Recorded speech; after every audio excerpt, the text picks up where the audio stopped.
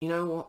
When you've played something like this countless times, it kind of loses its scare factor. So I think while we wait for Resident Evil fucking 8 to come along, I think I need a new horror game. So for today, I'm going to be playing PS4 still, and I'm going to go and play Unknown City, which is another first-person shooter horror game. So hopefully it's going to be as good as Resident Evil 7, maybe not, but let's hope that it can still scare me a little bit at least. I mean, you know, we've got it booted up there. Yeah, I'm sure it's going to be good, you know, there's got to be at least a couple of jumps scares, maybe. Yeah, it'll be alright. No. Who am I kidding? I can already tell from the fucking title screen that this is nothing more than a steaming pile of fucking horse shit. This is going to be a fucking shit stain on my PS4. I just know it. Just look at it. What the fuck have I wasted my money on this time?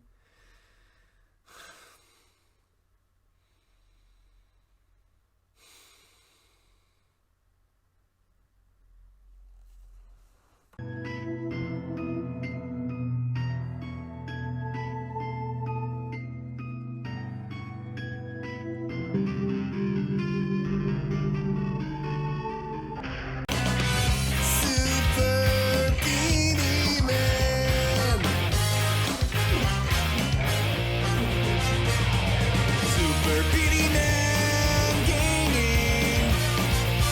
All kinds of games he's playing. Push start to begin. Super Beanie-man gaming. Super Beanie-man gaming.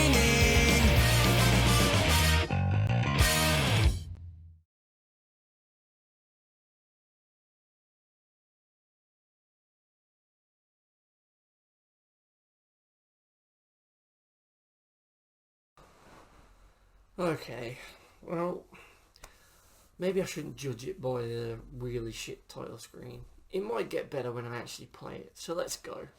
Alright. Right. Level 1. Let's do this. Time for you to show me what you've got, game.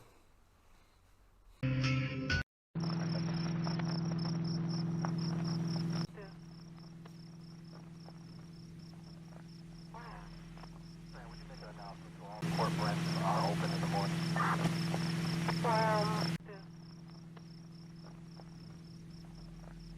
Jennifer 4, all the court branches are open in the morning.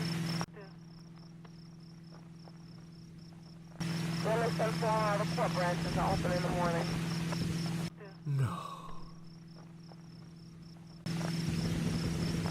We have been travelling for more than 1 hour, and I think we should have reached headquarters 20 minutes ago. No. They didn't. Oh jeez, it is the text-to-speech lady. Fuck. Oh god, there's no one even in the back of that car, look. It's just empty. Fuck, it's the male text-to-speech voice as well. Fuck me, they couldn't even get proper voice actors. So as far as game openings go, this has to be the worst I've ever seen. The car just slowly drives along this straight road for ages, and nothing happens. What were they fucking thinking, man? This is not a way to start a game. Eventually the car comes to a crossroads. I'll let this scene just play out a bit, so you can get a real taste of just how shit this is.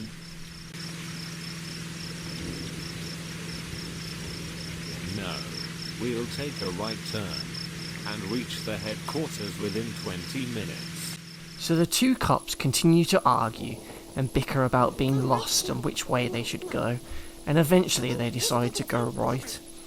I think this was meant to be a sort of character-driven development scene to make you care about the two police people, but it's just an awfully long and drawn-out scene that's just quite frankly not interesting whatsoever. There's just no atmosphere to it, and it's mainly down to the text-to-speech voice acting, if you can even call it acting, as it just breaks any and all immersion that this game may have had. Some spooky stuff then starts to happen with the car, as the sirens begin to blurt out on their own, though it's not really scary. If anything, it's just annoying as the player, as you have to listen to the damn things constantly. Fuck's sake. Not long after, the car breaks down, and the two officers decide to get out and look for help in the nearby town, or rather unknown city. See what I did there? Alright, finally I get to play it. The story and graphics are shite, but maybe the gameplay is... Oh. Nope. So you're now on foot, and the aim is to follow the female cop, but it's made hard by the fact that your character can barely walk properly. Perhaps they are drunk or have rusty robot legs or something to explain why you constantly feel like you're being pulled to one side when you move. I think you have gotten us both into enough trouble for one night. Hey, over here. Yes, I'm fucking coming. Jesus Christ. So, you approach several buildings, but invisible walls prevent you from actually entering them. Though, from what you can see by peeking around, they look fucking empty anyway, so there's not much point.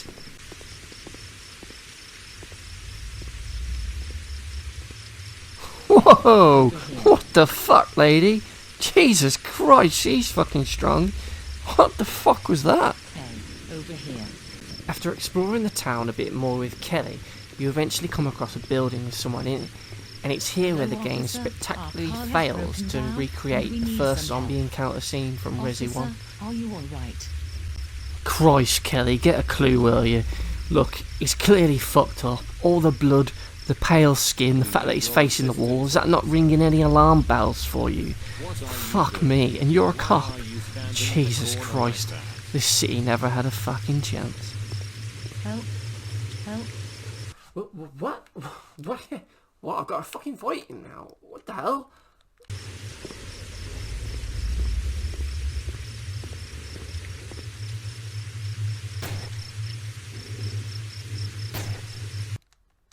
Oh god.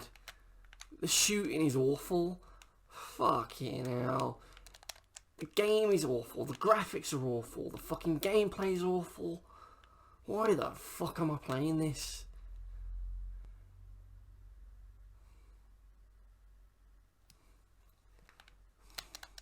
So after killing the undead cop, he then hilariously falls through the floor, leaving behind a red orb for you to collect. You then realise that your partner Kelly has mysteriously vanished, and the character tries to contact her by radio. And it's here where she says that monsters have kidnapped her and are holding her in a swimming pool. A swimming pool of all fucking places. A swimming pool! What the fuck? Jeez, I hope she brought her bathers at least.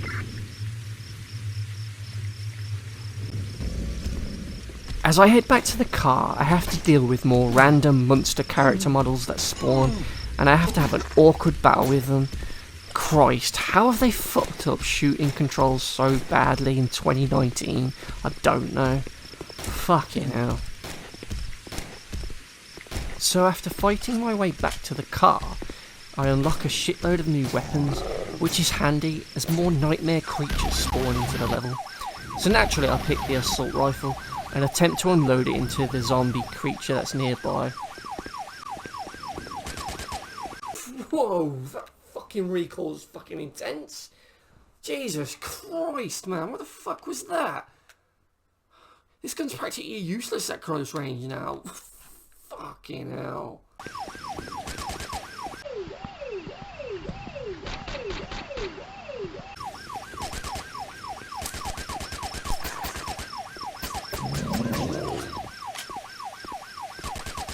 When you do manage to kill all the enemies in the area, you are able to open the gate and move on to the next section of the level.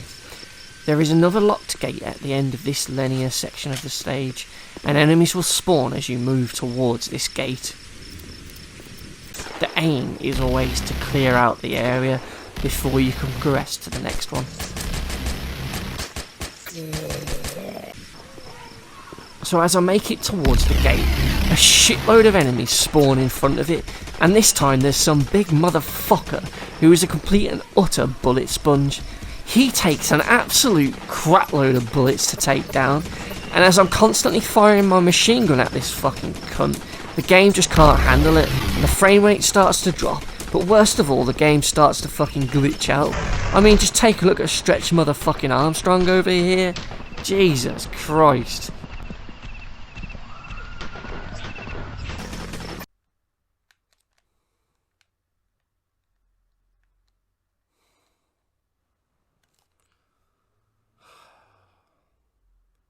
Man, this game is an embarrassment. This is an embarrassment for the developer who made it. This is an embarrassment for Sony for having it on their store. And it's even, I'm even embarrassed for me and everyone else who's actually brought this game and wasted their own money on it. This is a sorry excuse for a game. It's just garbage.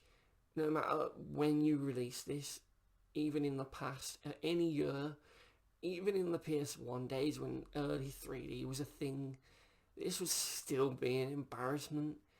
It's a fucking joke. Why is this? Why is this on the store? How can anyone be okay with this being on a shop front for money, for actual money, for real life money? How can anyone with a straight face say, yeah, we'll take this game, we'll sell it? How the hell can anyone do that and sleep at night? You know, it's just, I don't know what it is. It's not a game. It's unknown. It's the unknown game because there's not a game there. It's just a mess of like cobbled together assets, different character models, really shite shooting. Like, there's never been a point in gaming history where shooting has been like at this sort of level and being acceptable. Not even in the very beginning of 3D. This wouldn't have been acceptable back then. It would have been laughed out of the fucking room. It's just garbage. How can anyone put this on a shop front? How can Sony have this? Why does Sony want this game to be on their PS4 for future generations to look back and think PS4, oh yeah, that was the console that had Unknown City, wasn't it? Yeah, that'll be a good game to have. I mean, I don't even know if this is exclusive at this point. I stumbled across it, brought it by pure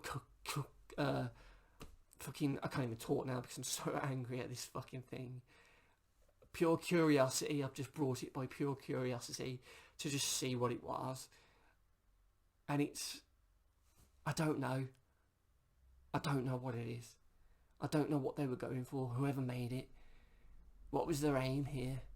You know, I've made games in the past, and yeah, they're very amateurish, but fuck me. My games next to this look like fucking Metal Gear or fucking Uncharted or something. You know, a masterpiece. Half-Life, a masterpiece. This is just, it's just on another level of like shite. Like, it's a shite that a shite would have. You know, it's a growing mould on a shite. You know, just, no. Why? You know, good games get delisted in stores because, you know, licenses run out, you know, or, you know, developers just pull them. Yeah, this is like the cockroach of gaming. This crap thing is going to be there forever, isn't it? And it's never going to disappear. And it's always going to be like fucking stupidly expensive for what it is. Nah. Right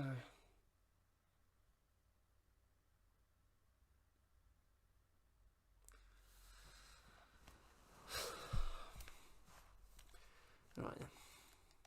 Let's carry on. So I continue to fire at this giant motherfucker, pouring clip after clip from each gun into this fucker as he takes up more and more bullets and notice that the two enemies here go down at some point, only to then sort of glitch out and auto-resurrect themselves. What the fuck is this bullshit? So I can't even kill fucking things properly now. My god, this game is an absolute mess. This is on the PS4. The PS4. Fuck me.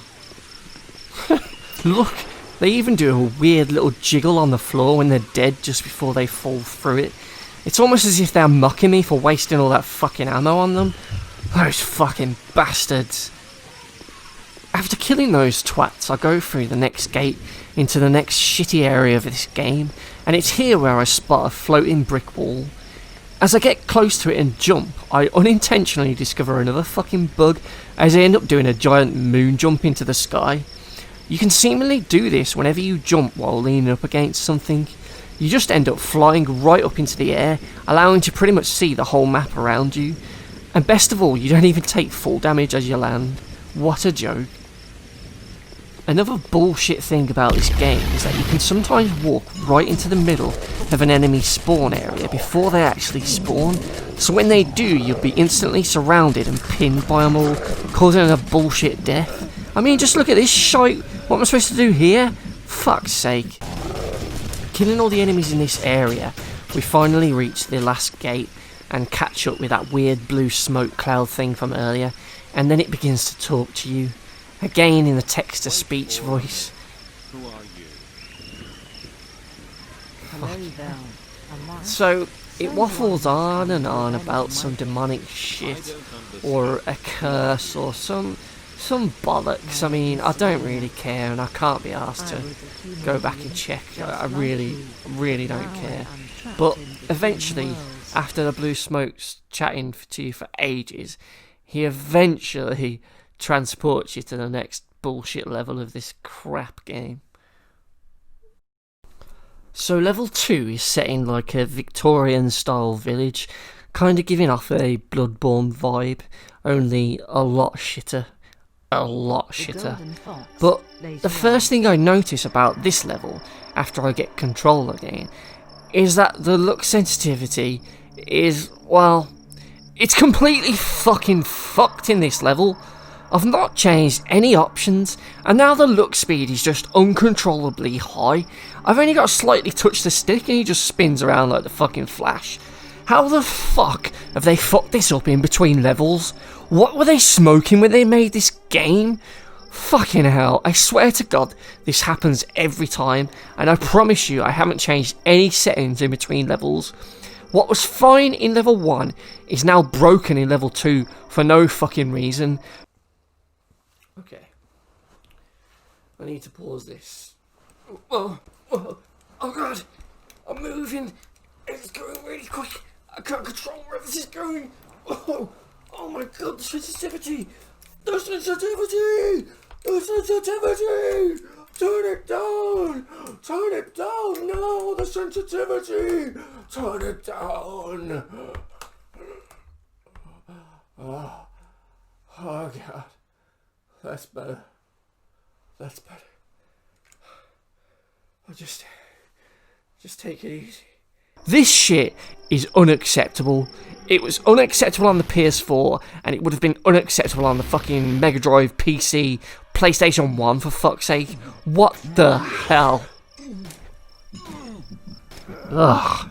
Okay, so I need to pause now and sort this out in the options menu. For fuck's sake, options. Look sensitivity. Right, let's just crank it all the way fucking down on both. Let's see if that works. Fucking hell. What a joke. Okay. Well, that's bearable now. I can at least turn and look around normally. Fuck me. How the hell have they broke that? So the aim of this level is to find a silver bullet in one of the houses.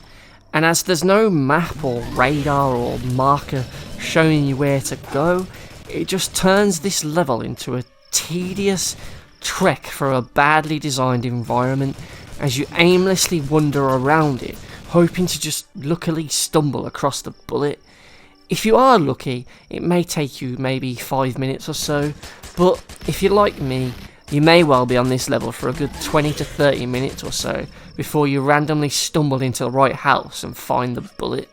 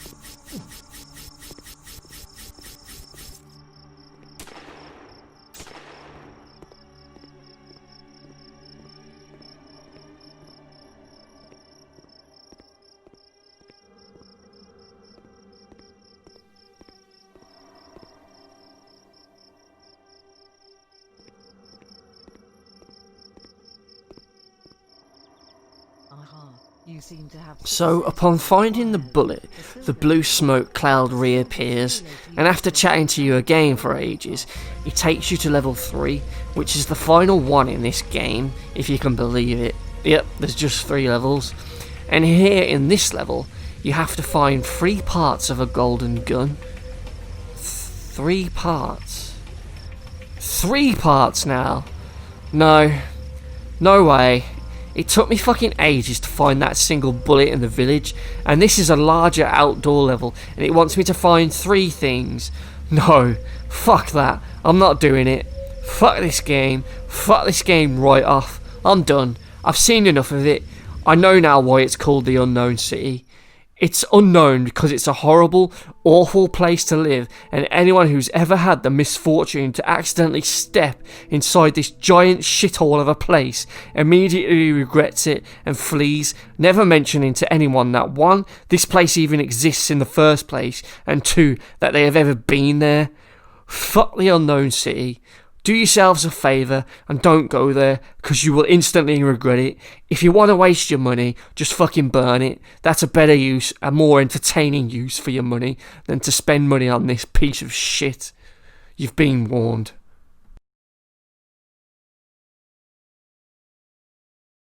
Super Beanie-man. Super Beanie-man gaming. All kinds of games he's playing. Push start to begin. Super Beanie-man gaming. Super Beanie-man gaming.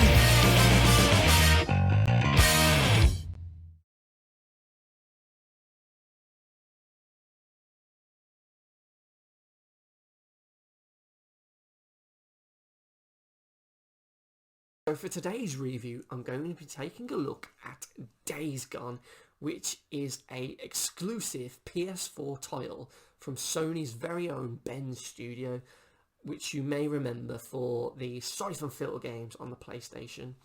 Now, Days Gone is a third-person open-world action-adventure game where you play as a biker called Deacon St. John as he tries to survive with his motorcycle club brother, Boozer, during a zombie-like apocalypse which has just broken out, all the while trying to find out just what exactly has happened to his wife Sarah after they were both separated 2 years ago when the zombie outbreak first occurred. Now, Days Gone plays like a mixture of your favourite PlayStation games. There is firstly the obvious connection to Last of Us due to the game's story, setting and sort of tone, as well as its gunplay and controls. Then you also have similarities to Horizon Zero Dawn, as you have this large open world to explore where you can meet other camps and settlements and get missions off them, and there is also a sort of scavenging wildlife sort of survival aspect which Horizon also had. Then the third game I would compare this to would be Mad Max, which came out a few years ago, mainly because of how Deacon St. John is with his bike, and that you have to look after it, make sure you repair it, and also keep it topped up with fuel, which was very much like it was in the Mad Max game with the car. So now you know what Days Gone sort of is all about. So now I'm going to explain what I liked and what I disliked about Days Gone. So let's go.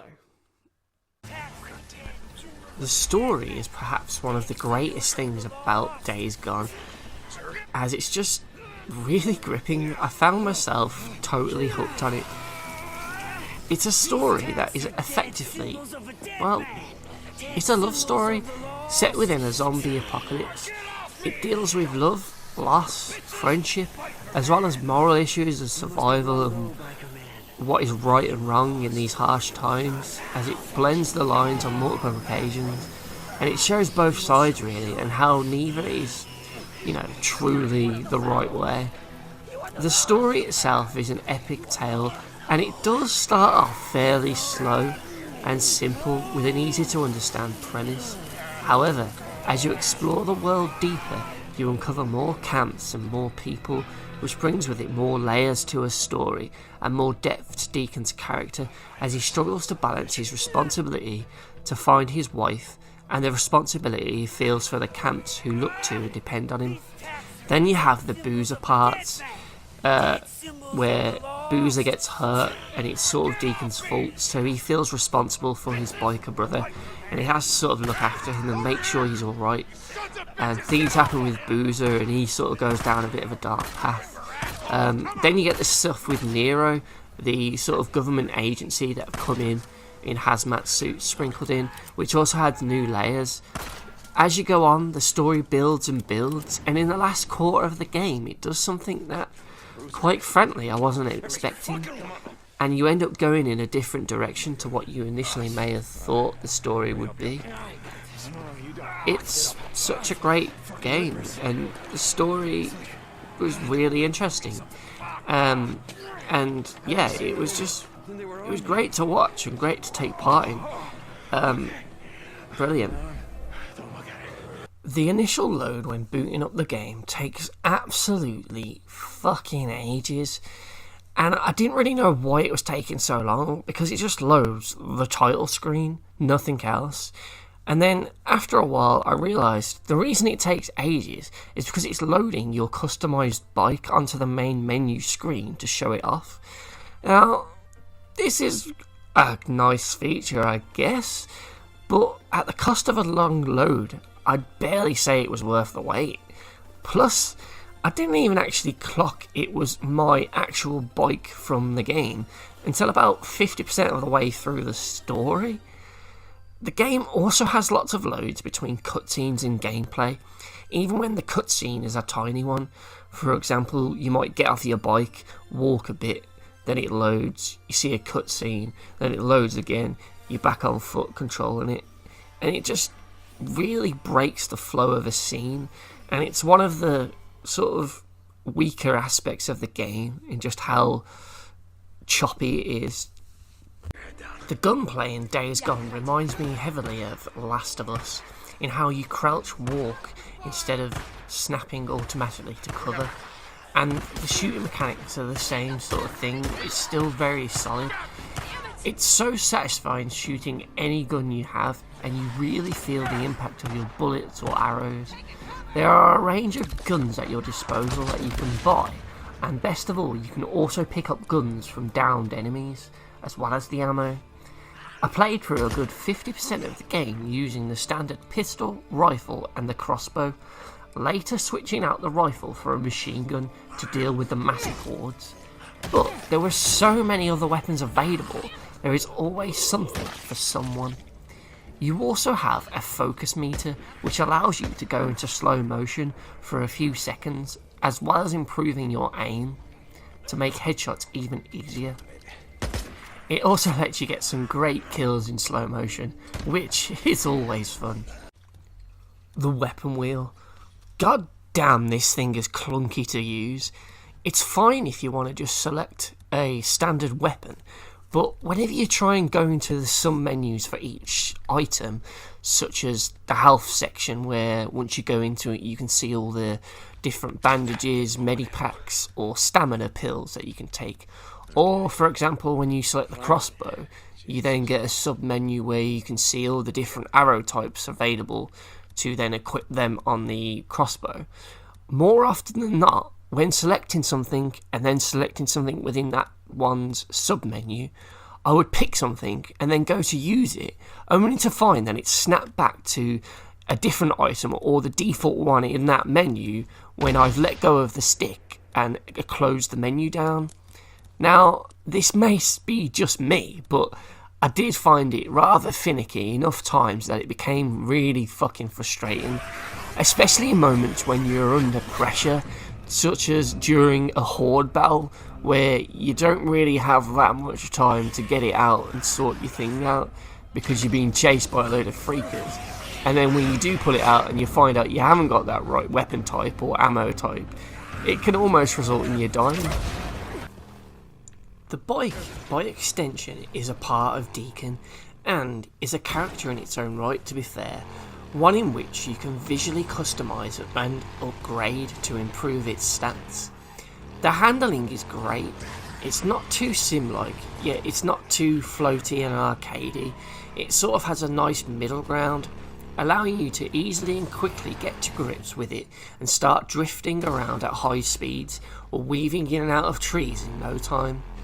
You also have to look after your bike, repairing it with scrap found in the environment when it takes damage, so it makes any careless driving have consequence, creating a great sense of tension if you happen to wreck your bike in an area with freakers nearby.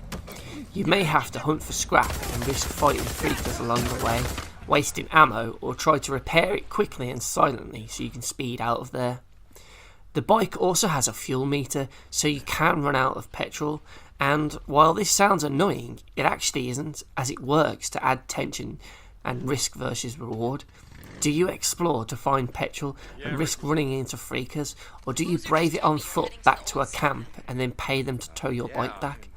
It's a brilliant system, and it's very similar to Mad Max in those respects. It gives every journey out in the open world a sense of danger, as you can quite quickly find yourself in trouble if you run out of fuel or break your bike. However, it's not overly punishing as to get in the way of enjoying the game, as you can upgrade the bike to make it stronger and have it have a bigger tank to hold even more petrol. Wolves. When driving your bike through the open world, you can occasionally be chased down by a pack of wolves. These will charge at you while you're on your bike, and you get a brief slow-mo bit whenever they jump to pounce on you to shoot them down. You can attack them with your pistol, but they do take a few shots. And worse still, later on in the game, you'll find you get chased by them more often. And at that point, there's infected wolves, and then these are bigger, faster and stronger, and they take more bullets. And they always used to just appear when I just didn't need the hassle. And by the end of the game, they just fucking annoyed me every time they showed up. Piss off, wolf. Hands down, Days Gone boasts one of the most impressive casts I've seen in a long time in a video game. The voice actors behind these characters all do a wonderful job. Special mention for me must go to Sam Witwer as Deacon, Jim Pirri, I believe, as Boozer, Nishi Munchi, apologies for the pronunciation of that, as Ricky, and of course Courtney Draper, who you may remember as the voice of Elizabeth in Bioshock Infinite. She plays Sarah, and she naturally does a great job here as her, and the actress is a big reason why you invest in her and Deacon's relationship and want them to get that happy ending.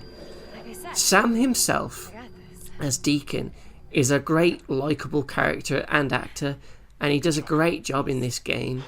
He was Starkiller in those Force Awakens Star Wars games, and just like that game, he also lends his actual likeness as well as his voice to the character of Deacon, so you really get to see his facial expressions, and it really helps to sell this character as he actually does look like a real person. I think the other actors may have also lent their likenesses, however their appearances seem to have been altered more than Deacon's.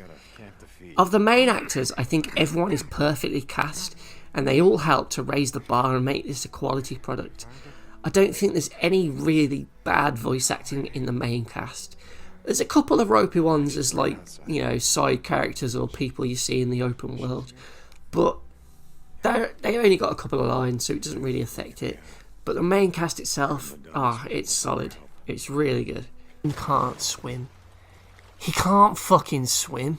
Fuck me. In fact, no, he can swim, but only for like 5 seconds or so, as you have this stupid countdown to death fucking bar ticking down as soon as you enter any deep water. It's so fucking stupid, as if you crash your bike into water, you swim so fucking slow that you'll never have enough time to swim back to shore, so you just end up dying a fool's death. It's 2019 now. We've come a long way since GTA 3 and the original Assassin's Creed games. I thought we were past characters that can't swim in open world games. Sadly not. Like The Last of Us, the melee combat in this game is absolutely brutal, and hitting freakers or human enemies with your knife or a melee weapon is just so satisfying, as you really feel every swing, every punch, every slash. Especially when you have a bat, or maybe a bat with spikes on, or a bat with a sword blade on, or a bat with bolts on, or a pipe, you know, well, you get the idea. You really you feel it when it hits, man. It's such a great feeling. Fuck yeah. Touch controls in the menu. For fuck's sake, why do I have to swipe on the initial screens to access all the sub-menus? It actually disables the D-pad here. What the fuck were they thinking? It's such a pain in the ass. Jesus Christ, man. The Freakers are another highlight of the game, as they're a really cool enemy to fight against, and at times they're quite terrifying. I also like that animals are also infected, so you don't just fight against human ones, you fight against birds, bears and infected wolves as well. The humans, though, they range from adult ones who run at you, to children called newts that hang back, usually on rooftops, ready to pounce on you when your back is turned. Later on, newer types are introduced, like a female screamer that will call in others nearby.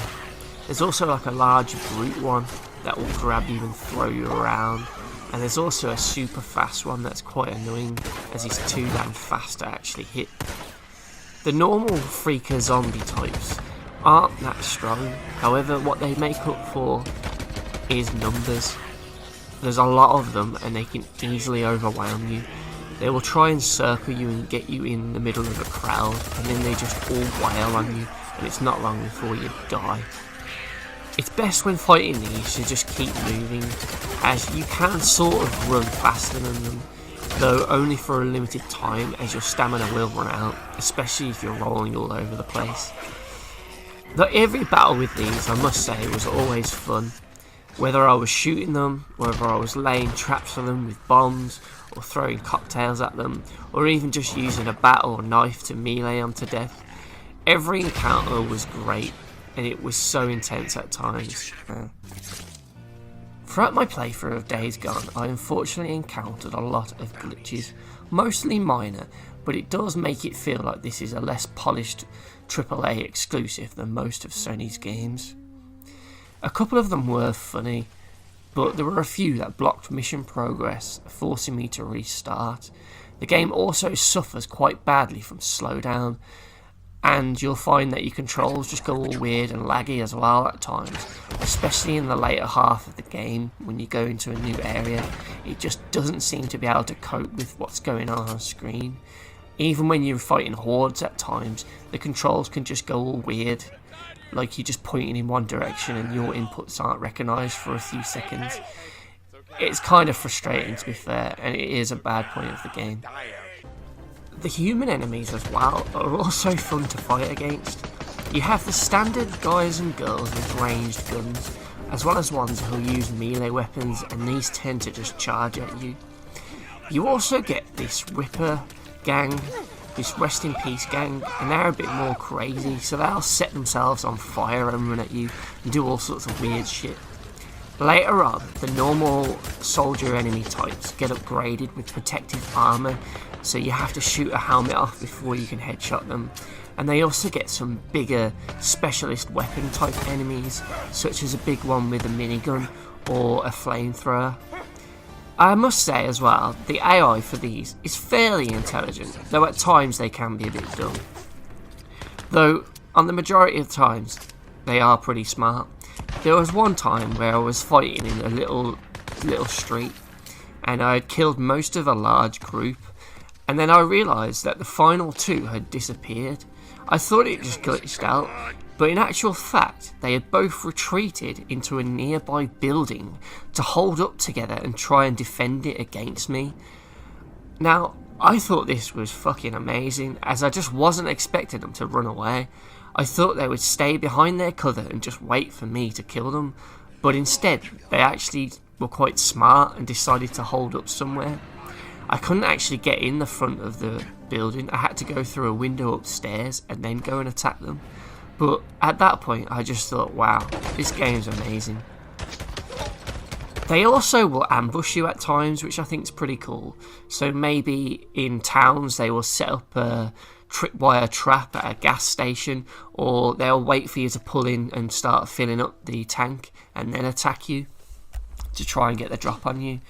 All in all though, the human enemies are also just as fun to fight as the freakers. Enemy snipers in the game are also really fucking annoying, as you'll often find they're absolutely fucking miles away, and if you haven't equipped a sniper in your specialist slot, then you're probably shit out of luck for the most part. It's even worse when they snipe you off a bike, as they'll actually destroy your bike as well, forcing you to repair the engine, so you better hope you've got some scrap on you. There are a lot more frustrating towards the end of the game, because there's a lot of them within a battle where you're fighting other enemies close up and you've got like 2 or 3 snipers from miles away just taking pot shots at you. Liberating an enemy camp and killing everyone in it is really fun, especially if you try and do it stealthily and watch as the remaining people in there start to freak out as their guys are killed one by one. These fights are always entertaining. You tend to get between 8 to 15 enemies to kill in a specific area, and the mission will be completed upon killing the last one. The fights are always entertaining, and each one offers a new challenge. Plus, one of the cool things is, while doing some of these, the outside open world randomness still affects these missions. So you might find that the noise of a big gunfight might bring in a few freakers, bears or wolves into the mix, which will attack both you and the other enemies in the game, which just makes it all a bit of a free-for-all at times. But these missions are very much a cool thing, and I'm glad they're in there. There's not too many, so they don't overstay their welcome, and they're nicely spaced out on the map.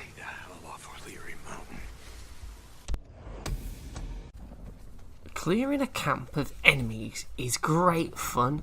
However, what's not fun is afterwards, when the game asks you to find the bunker, yet it doesn't feel the need to point it out on the map or a waypoint marker anywhere. Why the fuck can't they just be on the radar? On some of these fucking camps, I spent more time aimlessly running around trying to find the goddamn bunker hatch than I did to actually kill all of the fucking enemies. I mean, come on. It's just so fucking frustrating.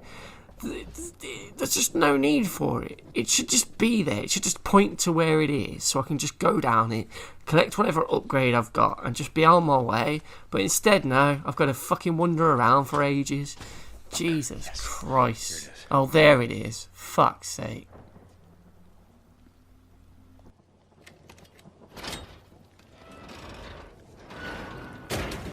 Days Gone has a really detailed progress tracker menu, which is really handy for people like me who are going for the platinum trophy run of the game.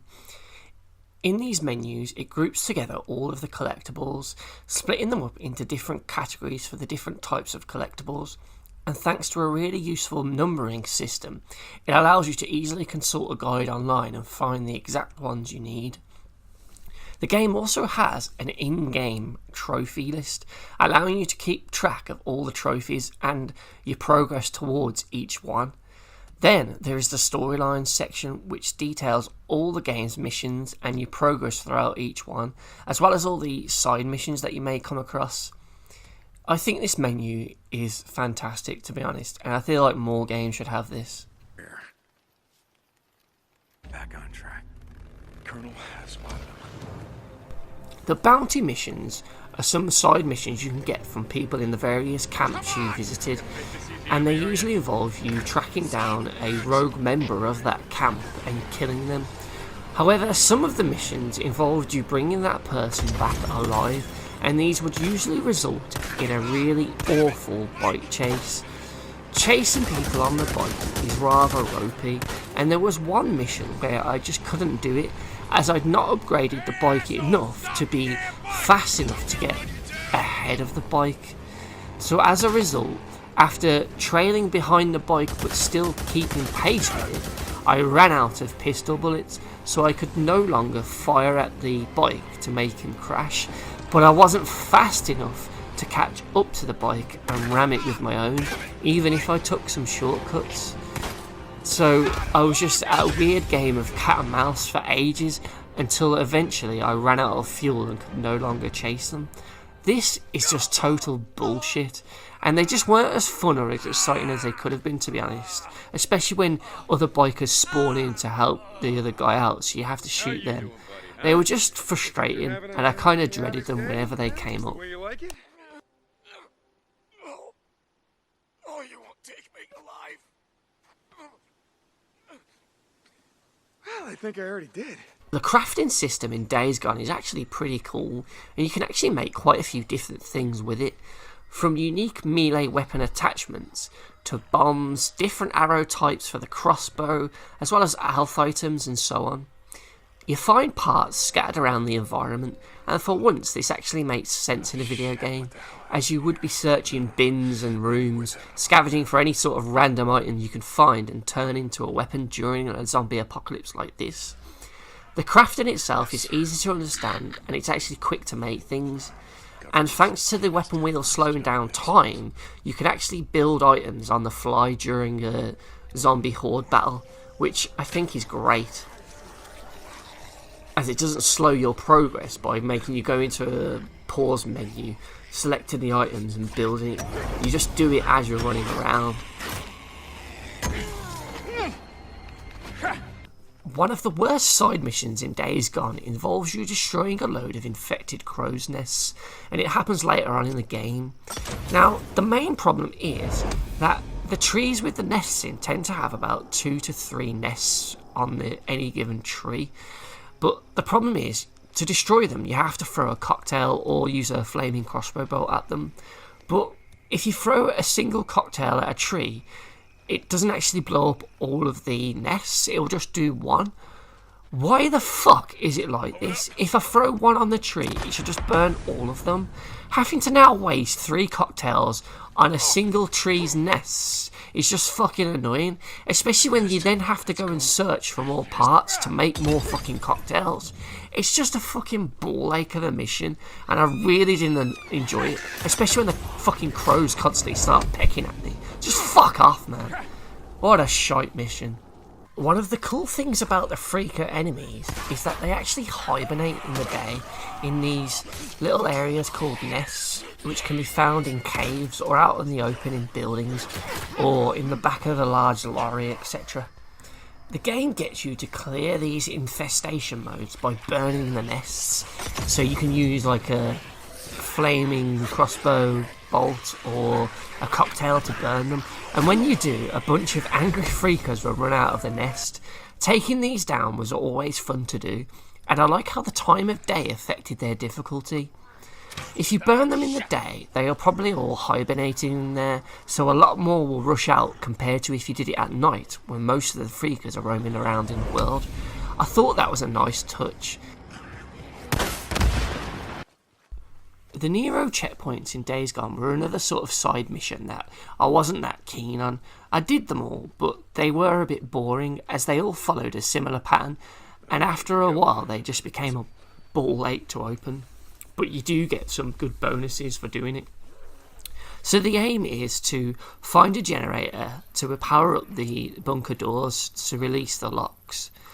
These generators always require fuel, and sometimes you'll have to find a fuse to go in the wall as well, so you'll aimlessly end up searching around the area for ages to try and find this tiny fuse. Worse still are the speakers dotted around these Nero checkpoints, as you don't really know how many there are in the area, and you need to actually climb up on the roofs and cut them all down with your knife. Otherwise, when you do power up that generator and press the button, the sirens will go off and cause freakers nearby to hear it and attract them to the area, meaning you'll then have to fight everyone just to get in that fucking door. You only end up seeing the ones you've missed on your radar once the alarm goes off too, so it kind of just rubs salt into the wounds.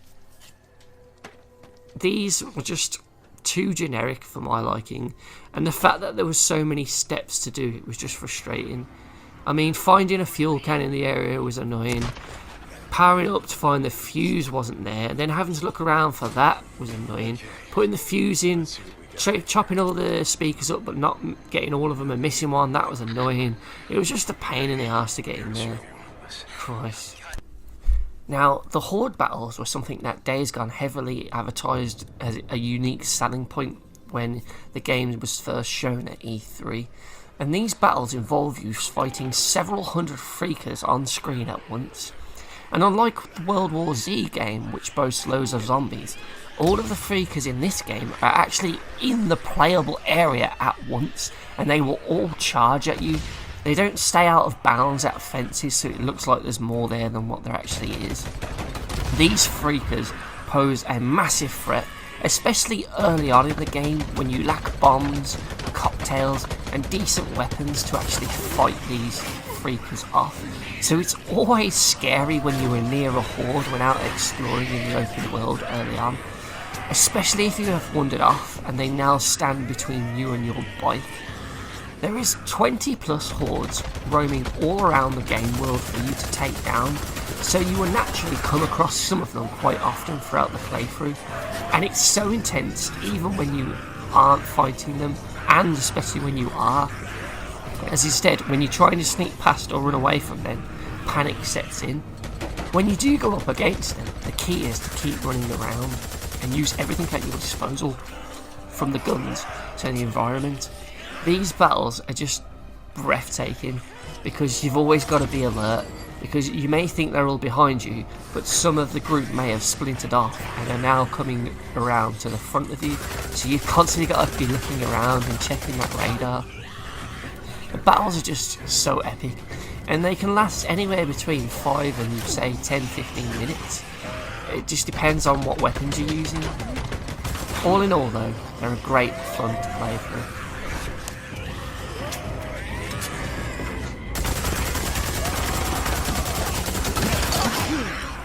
Another cool thing about Days Gone is its open world moments, where they can be moments of randomness, scripted events, or just fun things you can do as a player.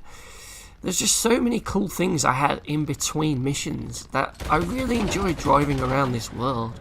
From setting up ambushes myself to steal an enemy's bike after I wrecked mine and was too far away from any houses to find scrap, to being ambushed myself when going for fuel at a gas station, or when I was exploring a town only to find that I came up behind a group of enemies that were already planning to ambush me.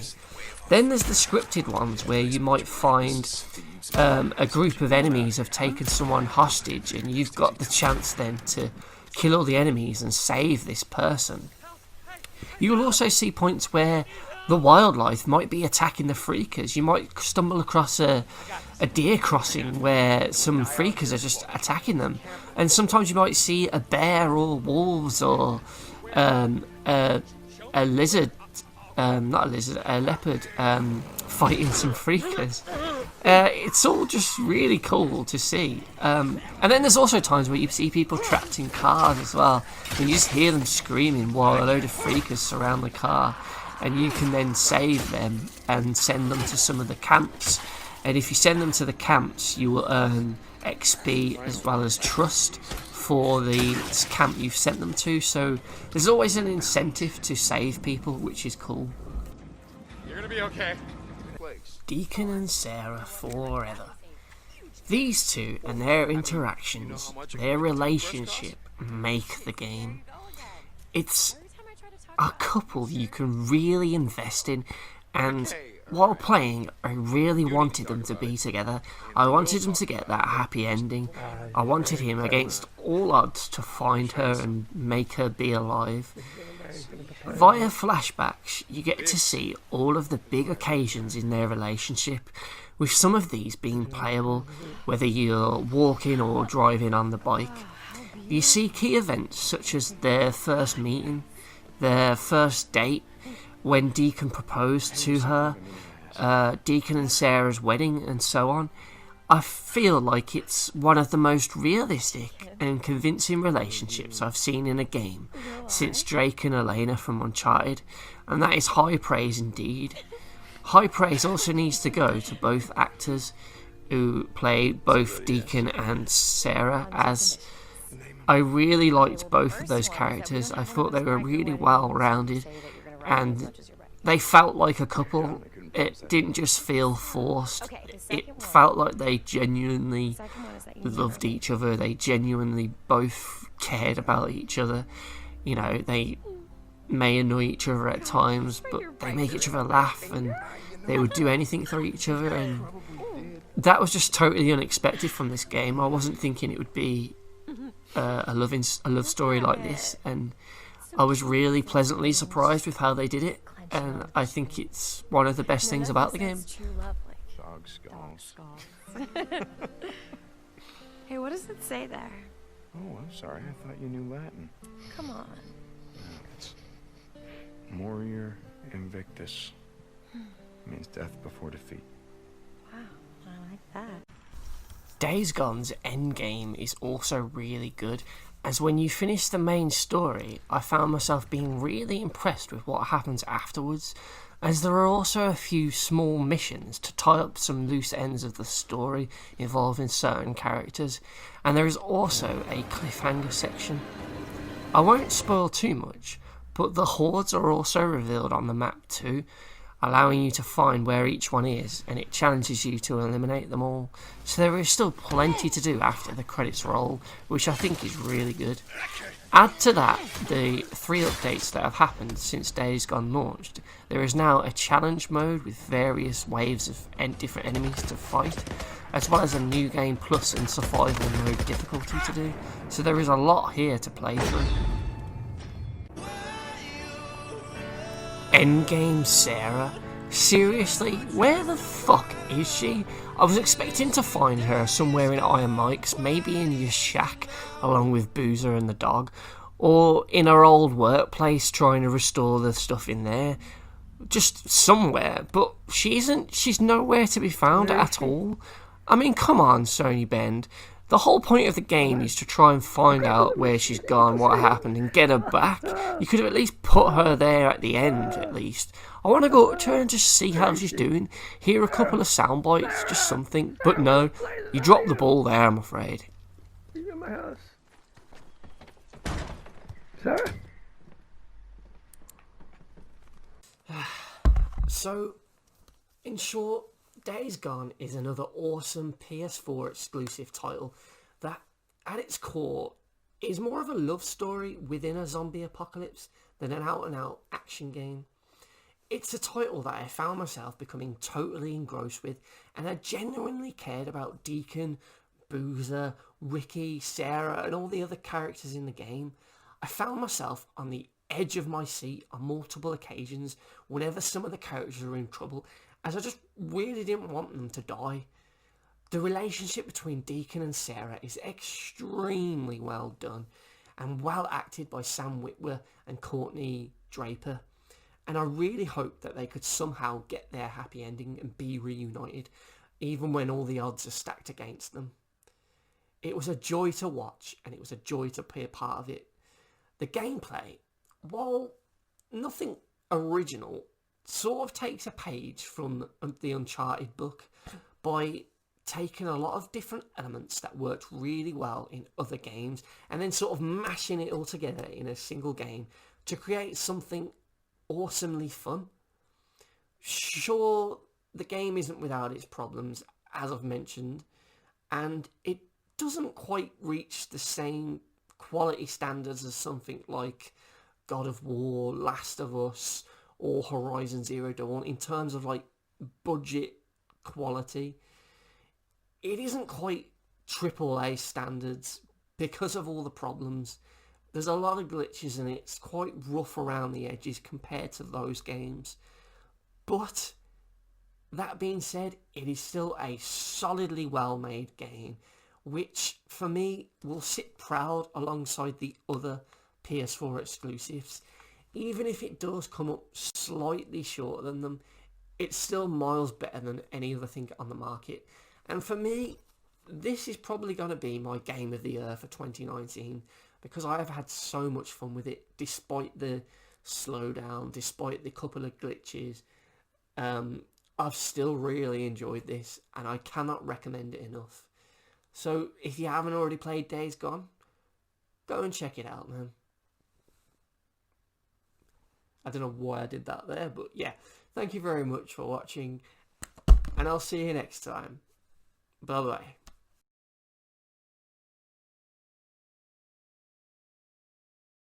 Beanie-man here, and welcome to another episode of Super Beanie-man Gaming Reviews. In today's episode, I'm going to be looking at Erica on PS4, which is a live-action, narrative-driven game. As usual with my reviews, I'm going to be looking at the good and the bad to weigh up which is best, and hopefully give you a decent idea of what the game's like and whether you'll want to play it at the end of the review. I would compare it to other FMV sort of games like The Bunker or Late Shift, which you can find on PS4, and maybe even older titles like Mad Dog McCree and Dragon's Lair, in terms of you get like quick time prompts come up that you have to press to advance the story forward. And it's also kind of like the Telltale, Walking Dead, Game of Thrones, Borderlands, Batman, all of those games. It's kind of like that as well. So yeah, with that out of the way, let's get into the nitty gritty and I'll tell you what I liked and what I disliked, the good and the bad of Erica on PS4. Super Beanie-man.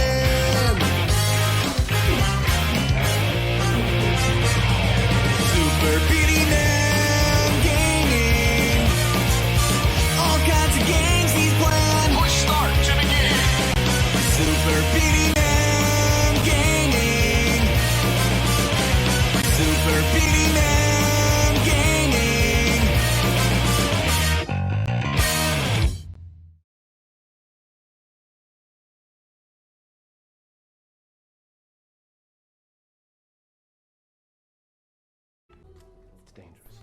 When you reach the player input sections of the game where you have to interact with something or select a dialogue choice option, these transitions into and out of these moments, with your selection triggering, are pretty much seamless, to be fair.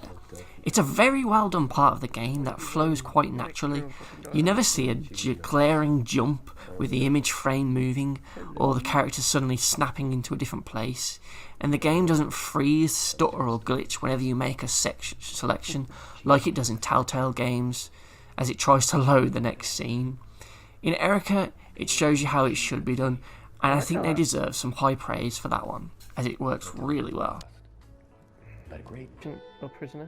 For me, one of the biggest problems with the game that I disliked is the game's length, as the first playthrough of Erica just took me slightly over 1.5 hours, which for an $8.99 asking price at the time of this review is quite frankly and quite sadly just not enough content for my money.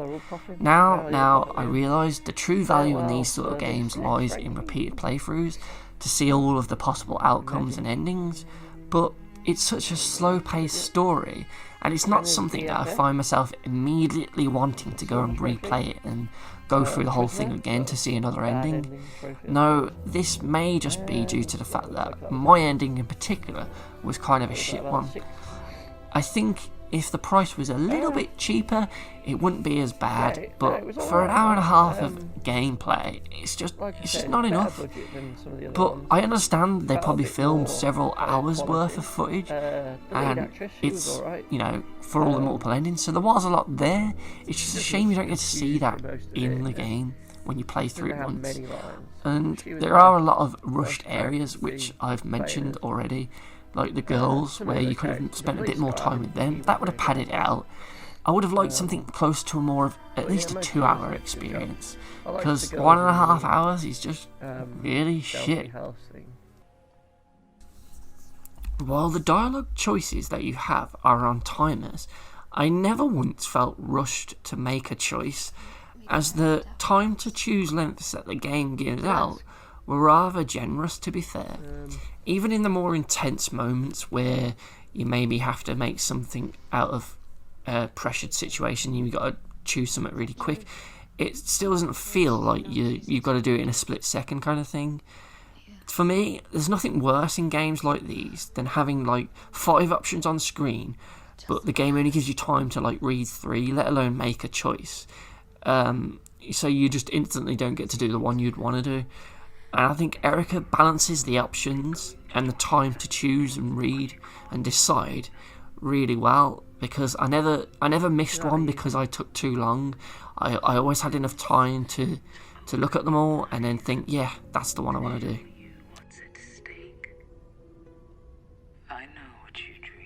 The lighter, my god, this thing was a pain in the ass to open. The touch controls on the DualShock 4 pad are just so finicky, as the controller's touchpad area is just far too small, especially for these long swipe actions the game wants you to do. Every time the lighter was on screen and I needed to use it, there would be a good 10 seconds or so of me fumbling around, swiping multiple times, only to see the lid half open and slam shut again. Erica then looks like she's a right idiot, as she can't even do the simplest of tasks. I found this a bit of a nitpick and quite funny at first, but the fact that they used the lighter multiple times caused this to be a big annoyance, as it was just a simple swipe, which I'd fail at due to the back fucking controls on the DualShock.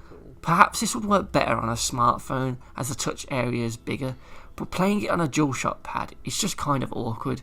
It just never worked as well as it should have, especially when it's just a simple swipe. Come on, fucking hell. Just open, man.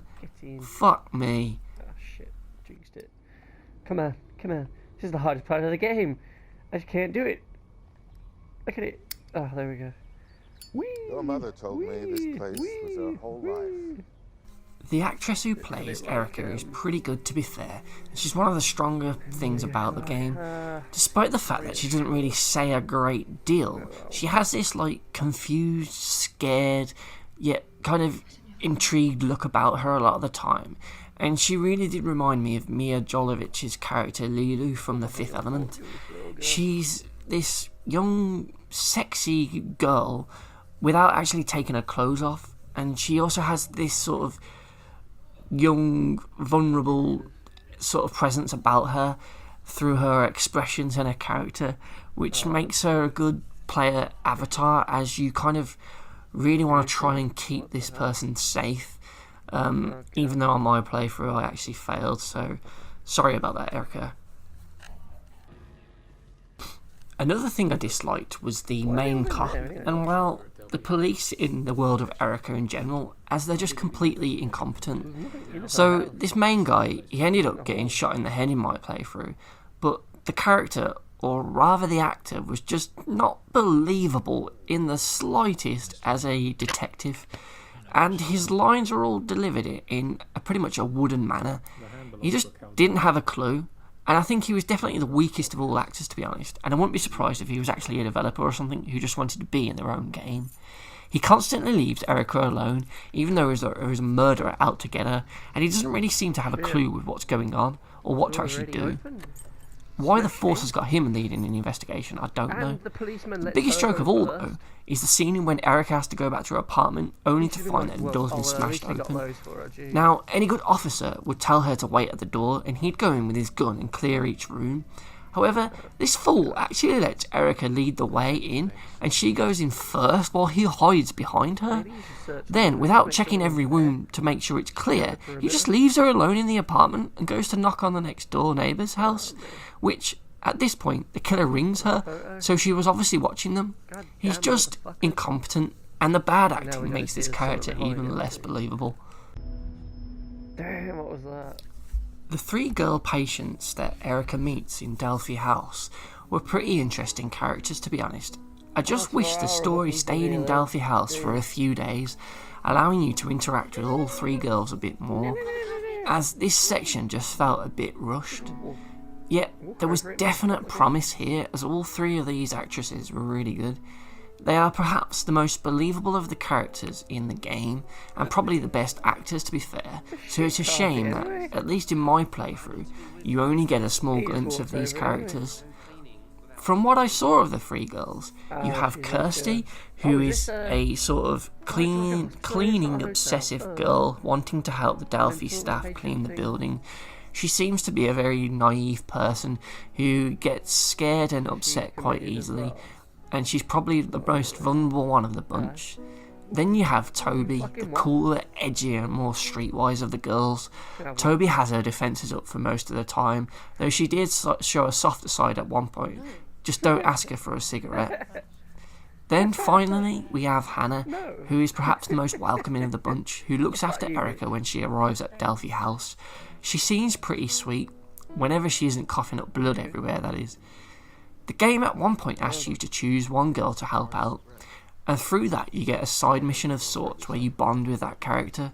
Unfortunately though, it does lock out the other 2 girls, so you never actually get to do that with them. So by the time you would see the other characters later on in the story, when they can potentially die, the impact of their deaths is kind of weakened, as you barely interacted with them, got to know them, or even saw them that much by that point. It's a bit of a shame, to be fair. Lucian Flowers. Now, if that's not a blatant villain name, I don't know what is. I never trusted this guy. I knew he was bad from the beginning. It's such a dumb name though. What were they thinking? There is a cool scene early on which I thought worked really well in terms of the shots and the gameplay, and it's the bathroom scene in which Erica goes to turn on a tap and wipes the steam off the mirror as the hot water steams it up. She then proceeds to talk to herself in the mirror, trying to reassure herself. The visuals here look really nice, with the tap turn looking really well, and then the steam effect that comes up on screen, and then you actually have to rub the touchpad to clear the steam off so you can see Erica's face. I then liked how the choices just naturally came up in the background, and the way Erica's put on this big black screen behind her, it just stands out really well, and I thought this was a nice section. For the most part, the set design in Erica is decent, but there are a couple where it is a bit dodgy, and for me, the biggest offender came in the form of Lucian Flowers' office in Delphi House. The room was really square-shaped, and it seemed really large. The back walls didn't look quite right, and those large windows with no blinds, yet his desk is right in front of them, just seemed really odd. The way the plants and other objects were put in the back of the room to try and fill up the space just made it seem more set-like. It just didn't look right at all. The cultist area later on in the game with the well also looked dodgy as hell, as the cave just didn't look right at all. Just tried to fill it up with stuff. Another simple scene which I thought worked really well was when Erica was on her bed drawing in a little book. The close-up shots of the pencil and how you had to swipe the touchpad to draw the lines worked really well. I'm not sure how they did it, but it's again seamless, and you actually feel like you are physically drawing on the book, especially when you have to swipe back and forth to scribble in a section of the drawing later on. You can even move the touchpad slightly and the pencil will move, then if you let go it sort of snaps back, and this movement just works really well. It's a really nice, simple, yet massively effective scene. That's cool. And I really liked it. While the game does have a bigger budget and looks better than most of the games like this, there are a few ropey scenes in the game where the visual effects just don't look quite right. They're not game breaking by any means, but when the overall package looks great, these smaller, rougher areas end up looking more obvious, such as the dad chest scene, and then this close-up shot of the woman in the mask that clearly is on a green screen. What the fuck? Compared to similar titles like The Bunker and even The Late Shift on PS4, you can see that Erica seems to have had a much bigger budget. The camera quality, filming, direction is all great, and the way it moves from recorded shots with the actors to close-ups of an item and then showing you interacting with that item are really great. I'm not sure how they did it, but for the most part they look really impressive. Where have you been, mate? It What all, have you been I'll say doing? it again and I've been again, for but ages, it all mate. just seems really seamless. There's none of this Probably like looked at that and skipping or massive shit. juddering every time Getting paid for it? you move around from scene to scene like you see in other games. It's just really smooth, and the way the text comes up on screen as well, it sort of almost blends into the scene, and it doesn't look like a video game at that point when it comes up with this text telling you what to do. There's also no real button icons either, which I think helps. The touchscreen inputs are just this white light guiding you into the direction you need to swipe. The game's reveal, The Cult at Delphi House, to me felt a bit lazy, and it was a very cliched option for them to take.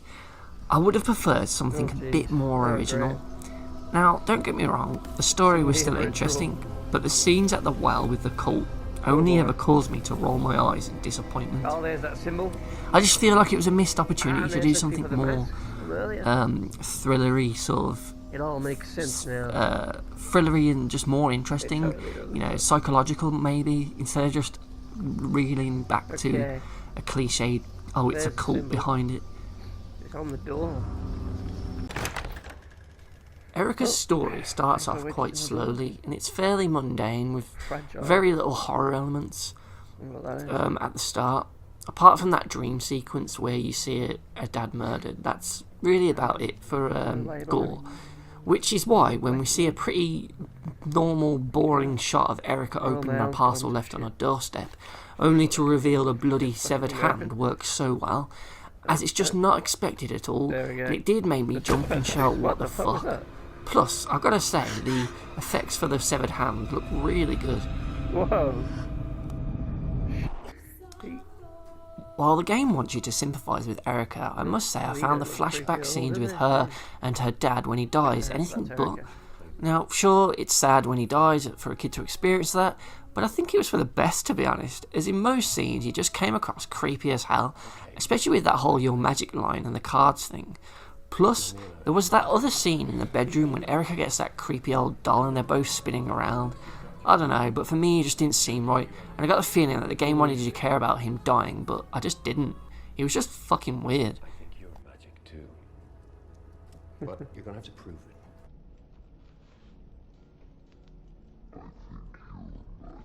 Now, is this the room?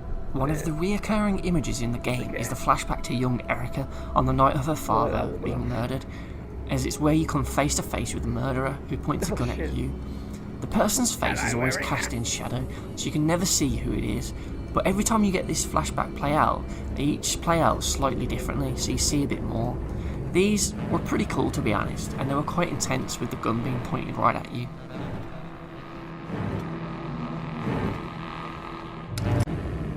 Now this one's rather nitpicky, but I just thought it was one of those weird logical errors in shows that I wanted to point out. So at one point Erica has a nightmare, and then after the nightmare reaches a climax, she wakes up in bed, and you get this nice little shot of her. The issue is that she was waking up looking absolutely perfect, with her hair all tidy, and a full face of makeup with none of it out of place. Now I'm not complaining, she looks great, but it is a bit dumb that she just wakes up looking great like that. It's like really nice, jeez. Delphi House? Some of the best parts of the game's story are when Erica receives a phone call from the mysterious murderer. These are some of the only points in the game where you feel the tension, as you don't know who this person is and where they are. You feel like whenever they are ringing you, they are nearby watching you, and that creates a feeling of dread, as Erica is then vulnerable, and you as the player want to get her out of there and protect her. They add a lot to the mystery of the game, as she sort of questions you, and everything she says and every answer she gives you just raises more questions of what's going on and whether she's the goodie or the baddie. You're never really sure, and these are really effective. Shit. While I was on the subject of the villain, the actress who plays her, in my opinion, isn't that great, as her performance is a bit flat at times. She's a bit wooden, and this monotone way of delivering her lines is just a bit weird. Now, this may be intentional, as she is supposedly a sort of brainwashed, sort of unstable sort of character that may talk like this. And I will give her credit that she does have good presence in the game, though, and she's always unsettling, really, whenever she's in a scene, whether it's on the phone calls or in person. And you're never quite sure if she's a good or bad guy, well, girl, as the story sort of takes you on a journey of discovery with this character, as you're never quite sure of her true intentions, and you're not quite sure either if she's actually the real bad guy, the real threat of the story. So in that respect, as a villain or as a character in general, she works.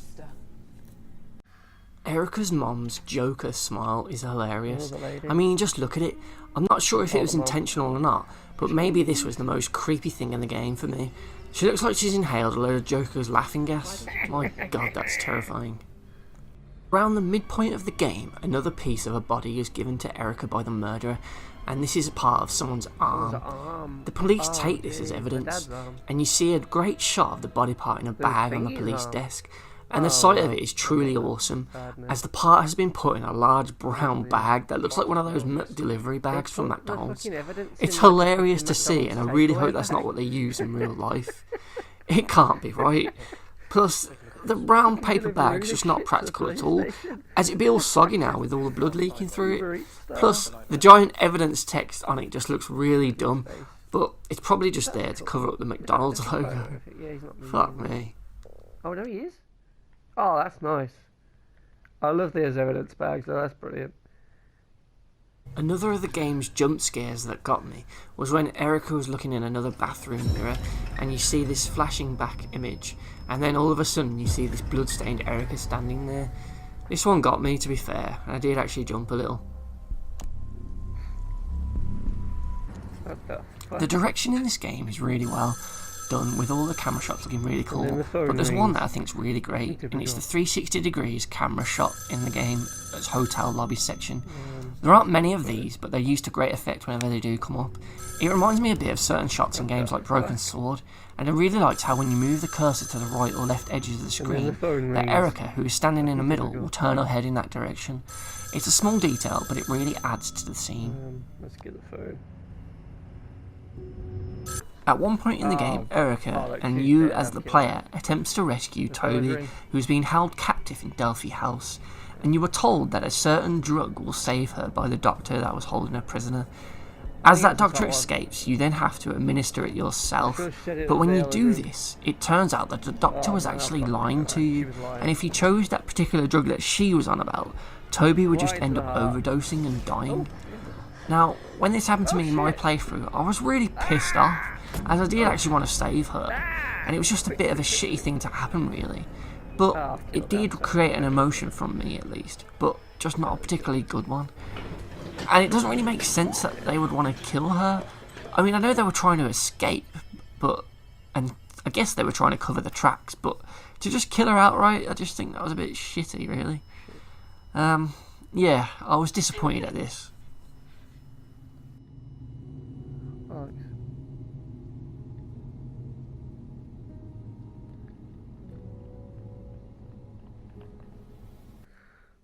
Now, unfortunately, despite Erica's short 1 hour 30-minute runtime, the game does end up repeating a lot of the gameplay, interactions and ideas throughout the story, which only deserves to highlight how little you actually do and how repetitive and frustrating some of the gameplay moments are. The lighter is perhaps the worst offender, as its gameplay mechanic is repeated about 3 to 4 times, yet, as mentioned earlier, opening it is a right pain in the arse, so they were always annoying. The same thing happens with the rubbing off steam of the bathroom mirror near the beginning of the game, as this mechanic, though it's changed slightly, to be dirt or whatever is repeated multiple times. It's still noticeable that these few interactions that you have to do are either opening a lighter, cleaning something, opening desks or doors, or a variation on these base types. The lack of variety in what you actually get to do is disappointing, and it would have been good if perhaps you had some actual puzzles in the game, taking inspiration from the hidden object games and those puzzles that they have in there. Not necessarily the hidden object scenes themselves, but the the key puzzles, like maybe like a Resident Evil thing. It was just a shame it just repeats too much. It's not in our power to love. Now, my ending of Erica in my first playthrough, it was a pretty bad one, to be fair. I wanted Erica to be this nice girl, that's how I sort of saw her, so I didn't really kill anyone unless it was an accident with Toby. So the ending with Lucien, I didn't want to shoot him because I didn't think that was what Erica was. She wasn't a murderer, she was just an innocent girl caught up in a terrible situation. So I didn't shoot. And as a result, I got a really shit ending. It ended on a real downer, which was rather frustrating, as I wanted Erica to get out. I wanted to get to escape and have a good ending. I could have by shooting Lucien Flowers, but for me, that wasn't who Erica was. So unfortunately, I got a bad ending, and it was kind of disappointing, really. Prisoner, haunted by old ghosts. Erica remains. Overall, Erica is an interesting game to watch, but not necessarily to play. I think if you go into this for the story and not necessarily the gameplay, you may enjoy it. The quality is definitely there, as this is clearly a title with a much bigger budget, and the actors for the most part all do a great job. However, like all the other FMV games, it can't escape the pitfalls of those titles, as it's far too short, especially for an $8.99 asking price to fully recommend. And you do watch far more than you actually ever play or interact with. I'd say for me, Until Dawn is still the better game, as especially a narrative game, as it has a much greater balance between story and gameplay, and it's also more interesting for me. So I would recommend that game over this if you wanted a better mix of gameplay and story. However, if you're specifically after an live action FMV narrative driven story game, then I would definitely say that Erica is the best one you can get on PS4. It's definitely better than The Bunker, which was really nice idea but just amateurish in the acting, and it's also probably on par, slightly better than Late Shift, which was a more sort of Cockney gangster one. So yeah, on the whole, Erica's a nice experience. You don't really do much in terms of gameplay, but it is expensive, and for the shortness of the game, that is an issue. But if you can find it cheap in a sale one time, then definitely pick it up and give it a go. Thank you very much for watching. I've been Super Beanie-man, and I will see you next time for another review. See ya.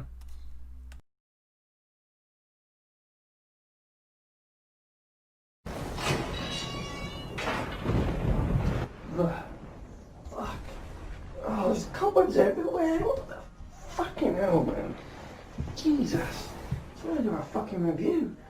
No, I ain't cleaned the house in a while, but fuck me. Ugh. God. Ugh. Fucking Jesus, happy Halloween. Oh, fucking hell, it's Halloween. Fuck's sake. Oh, look, cobwebs everywhere. Even on the fucking camera. Jesus Christ. That's better. Oh, Jesus. Well, I guess as it's Halloween, I may as well do a Halloween special for this week's review. So, what better than to pick one of my favourite horror movie franchises, and that's going to be the Child's Play Chucky movies of horror movies. Now, for me, they're not exactly scary, but I find them quite funny, and you know the main character of Chucky is quite funny, and it's just the whole concept of a doll killing people is quite cool. So yeah, I think I'll review some of Chucky's games today. Let's dust out the old PlayStation, because there's got to be a couple of games in there. Child's Play, maybe on the NES, maybe a Mega Drive game, some side-scrolling sort of slasher beat-em-up thing, and there's probably a couple of Chucky games on the PS1 and PS2. You know, Chucky, Bride of Chucky, they must have had a game, right? Surely. Wait. You know what? I don't think I've ever seen a game on any console for Chucky. Nah, that can't be right. Let's have a quick look on the phone. I'm sure Google will tell me. Right. Chucky games. There is none. What? There's not even a NES game of Child's Play, the very first movie on the NES. I mean, come on, Nintendo, what the fuck? Ah, oh, no. This is gonna ruin the whole Halloween special now. I went out and bought some fake fucking cobwebs and spiders and this shitty sign. That fucking ends fucking broke off and everything. No, that's not right. There's gotta be a Chucky game out there somewhere. Wait a minute. What's this? Chucky Slash and Dash. It's for mobile, but beggars can't be choosers, I guess. Alright, let's download it and give it a go. Super Beanie-man.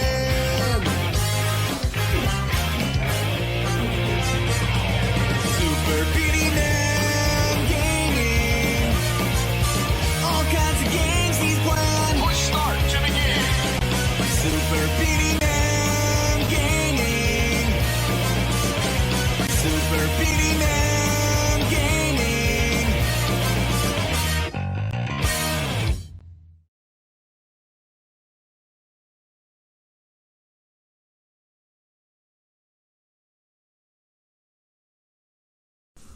So Chucky Slash and Dash for Android devices. It's unfortunately, it's an endless runner, which doesn't really suit the Chucky license in my opinion, because Chucky's not exactly a nimble character, is he? You never really see him running in the movies, that's for sure.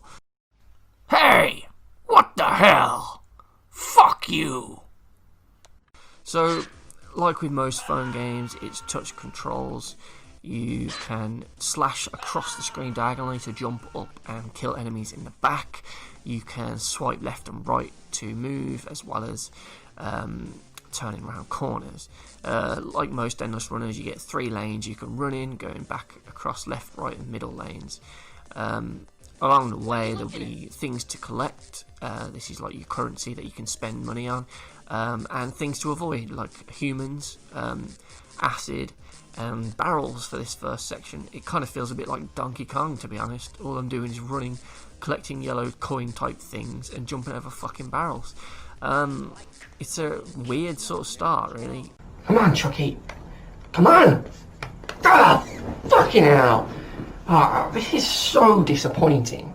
I mean, Chucky, you deserve so much better than this, man. You should have had a good game. At least one. I mean, Freddy had one. Fucking Jason's had a few. But Chucky has just been shat on. This is so disappointing. A whole fucking game of Temple Run doesn't really suit this franchise, and the way they've done it as well doesn't make sense. I think it would have worked a little bit better if maybe Chucky was chasing people. He wasn't just randomly running around a track collecting things. You know, maybe if it was set in like Andy's house or the apartment that they were in, or maybe even like the mansion from one of the later movies, you know, and say each sort of 30 odd seconds there's another human in there and you have to sort of chase them down, and as they're running they throw the barrels down and things that you have to jump over and roll under, you know, and the whole gimmick is you have to catch up with them and kill them, and that's how you get the points and everything. You know, I think that would have been more sort of faithful to the actual franchise that this game's taken from, you know, and it would have actually made more sense. Whereas in this game, Chucky's just he's a little bitch, to be honest. I'm sorry, Chucky, but you're a little bitch in this game. You know, he dies at any opportunity. You know, you hit a box, he'll fall over and he's dead. You know, you don't roll onto something, he bumps his head, he's dead. You know, maybe that's why the human enemies are just so casual when they're walking around that warehouse. You know, they'll see him and they don't even really react or anything. You know, because they just know that this version of Chucky is just a little bitch and he's not going to do anything. It's just really disappointing. You know, and the fact that this is the only game of Chucky, it's just, what a waste. What an absolute waste. What?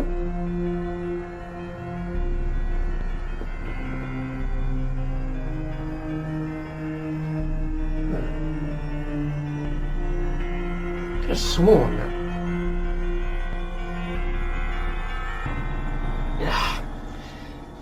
Just Halloween night playing tricks on me. Anyway, where was I? Okay. So there's certain enemies, police. If they are standing with their back to you, I'm pretty sure you can just jump up and safely slash them in the back. But if they're walking towards you, they'll see you, so you have to dodge lanes to avoid them. Eventually you get to go up this walkway bit, so you're a bit higher up in the sort of factory bit, and then you have to jump over these holes in the bridge, because there's like acid below for some reason hanging in the air. And more construction workers for you to kill now. And they all do weird screams. You've got the Wilhelm scream in there, and they just seem a bit dodgy, to be honest. So yeah, at the top of here, it's a bit more barrel jumping. That's all we seem to really do. And then you have to roll under steam pipes, but I don't know, there's something wrong with the roll, I think. It doesn't always work the way you'd want it to. But when you die, you get greeted with, like in most mobile games, a load of pop-ups for you to fucking buy money. Buy coins for more boost, extra lives, a longer or shorter start, loads of things that can just make the game easier on you. But I'm trying not to spend money, at least real money. So we go again, dodgy barrels down below, fail to fucking jump and get a weak death for Chucky, to be fair. Yeah, and then when you start, you go really slow because your momentum's not built up, so it's kind of awkward to get over obstacles that are right in front of you. The roll, you could duck under things with a roll, but that doesn't always work either. There was a few bits where I thought it was a bit bullshit, to be fair. So again, we go up the walkway, and again, we're jumping over barrels like with fucking Mario and Donkey Kong. And eventually, it's not long before we get to another death. I mean, how the fuck did I die there? That was a straight up roll, and I just died. Gotcha. Oh, man. Fucking hell, this noise. Yes, I get it, the scream was funny the first time game, but fucking hell. You know, another problem I have with this is that the killing in a Chucky game of all things just isn't even fun. I mean, what the fuck, man? Those Wilhelm screams and the other random screams you get when you kill someone are just really fucking grating. And it just makes me want to not kill people. I don't want to kill people in a Chucky game. What the fuck, man? What the fuck, Chucky? Come on, this is just stupid. It's like, killing them should be fun, it should look cool, but all he does is jump on them and slash them, and yeah, I'm sure you can buy all the other weapons, and maybe there's like a slightly different animation, but I'm pretty sure they're still going to do that stupid scream, and it's just like, after hearing it again and again, and it never changes, it just gets really fucking annoying, and you're better off just not bothering with them. Just carry on running through, collecting all the things, and just avoid killing. But then that's like the whole point of a Chucky game, surely, to get some cool kills. It's like they just missed the whole point of it. And yeah, they're probably trying to make it more kid-friendly by doing the screens, but it's a Chucky game, it doesn't need to be kid-friendly. Fucking hell, man. What a fucking waste. What an absolute fucking waste. What were they fucking thinking there? Out of life now, so I'm back on the main screen. This is terrible. What a waste of the Chucky license this is. And look at all these things you can buy, look. There's different types of weapons, so I'm pretty sure you'll do different sort of death animations when you kill people with the other weapons. And that's kind of cool, but, you know, is it needed? No. you should just be unlocking them anyway. You shouldn't have to spend money on these. And then extra lives and other things that you can boost with.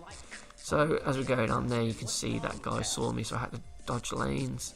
And here we are, jumping over acid now that's floating in the air. We somehow got that guy. You have to do a certain attack.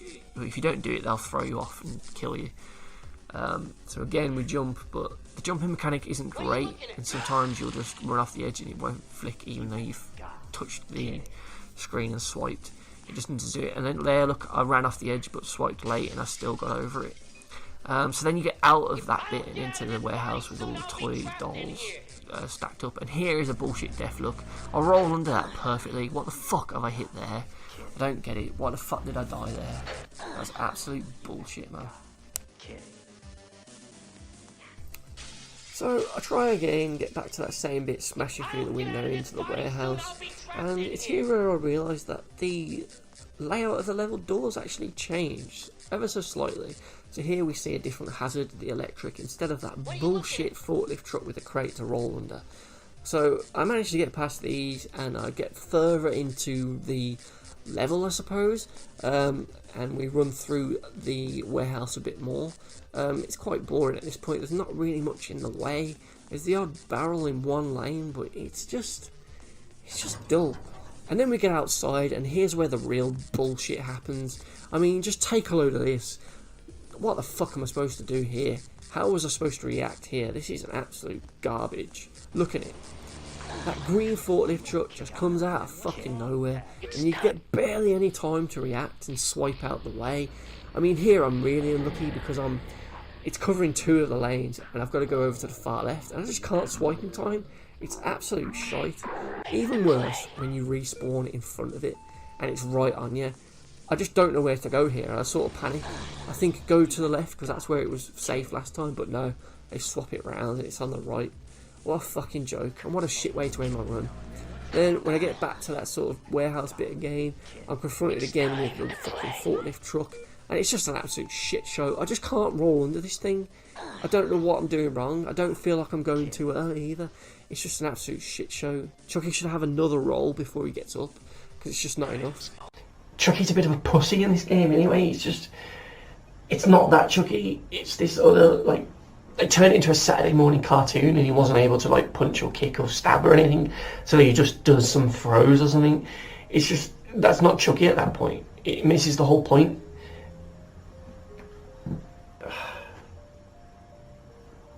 Hang on a minute.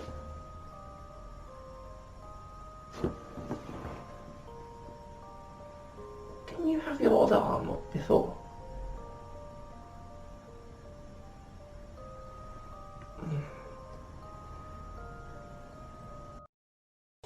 But Chucky isn't the only playable character in this game. You can also play as the bride of Chucky, and there may be a few more hidden away that I haven't seen yet. But unfortunately, bar the odd voice clip, she plays exactly the same as Chucky.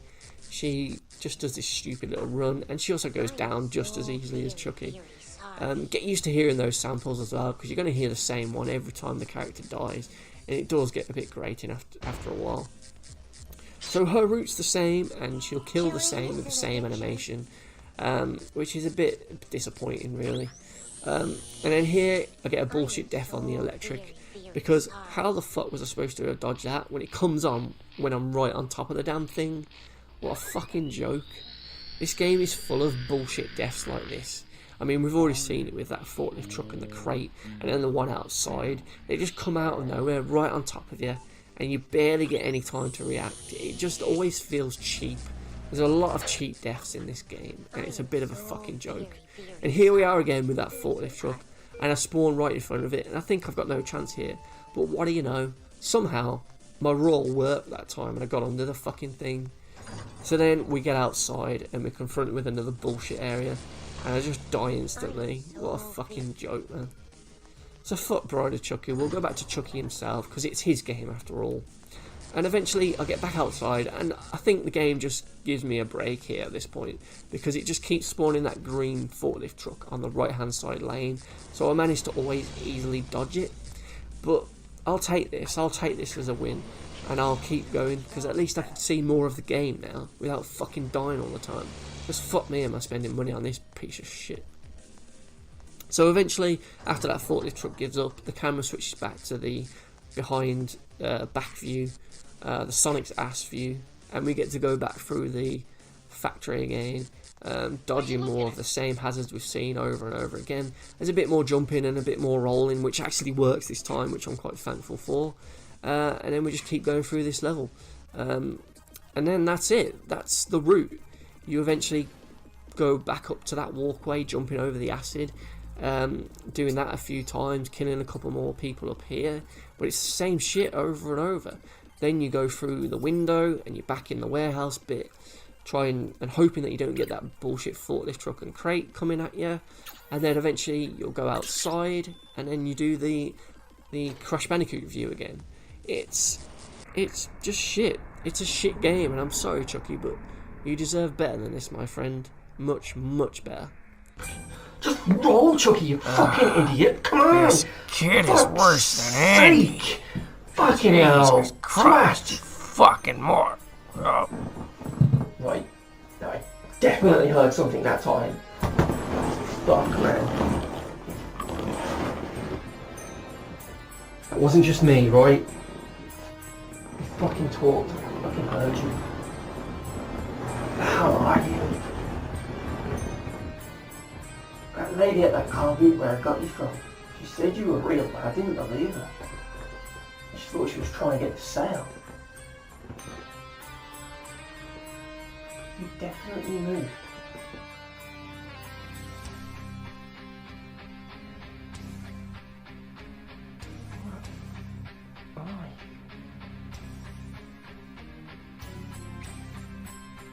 Ah! Surprise, asshole!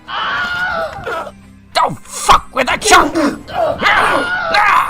Do you have any idea how hard it is to make a video game? You ungrateful motherfucker! Just like Andy! Motherfuckers, all of you! Die, you asshole! Now, to get out of this fucking dump. Motherfuckers everywhere. Riddance, little bitch. Why shut the fuck up? I'm the king here. And fuck you, Kate. Balls.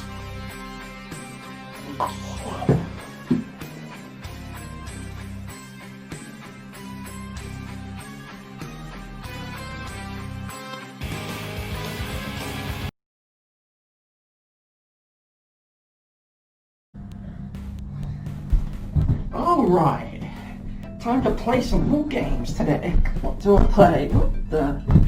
Hang on a minute. The hell is all this? What's the shade? And Santa's hat? Wait a minute. That's better. Santa's hat? Aftershave? And a note? Oh. Let's have a look at this. It's to me.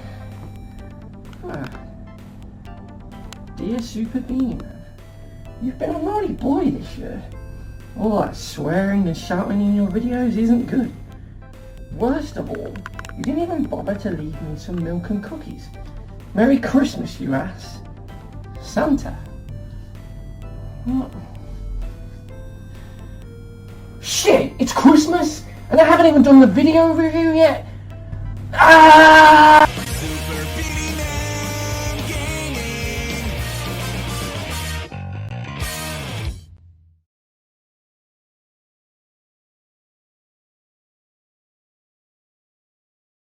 God's sake, I bet that fucking asshole just got me the fucking aftershave.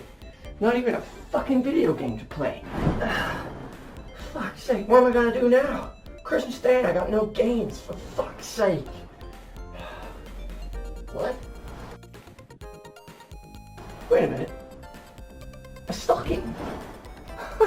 He did give me a game after all. Sweet. Okay. What's he got me? Right. Okay. Let's see.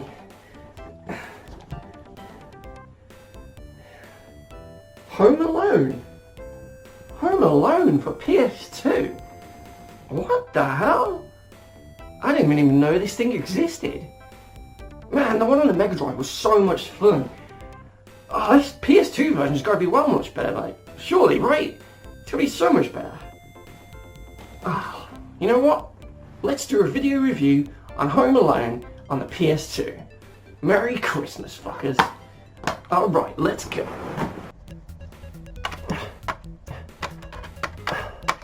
Oh, come on, you piece of shit. Come on. Oh, fuck's sake.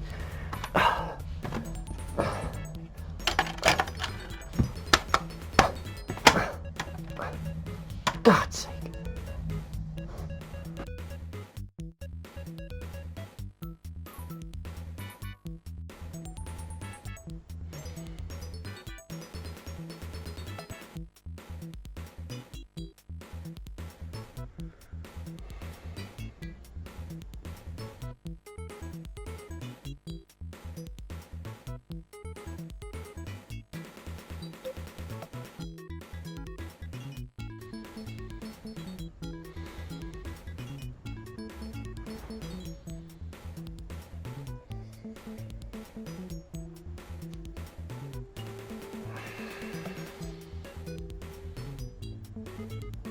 What is this shit?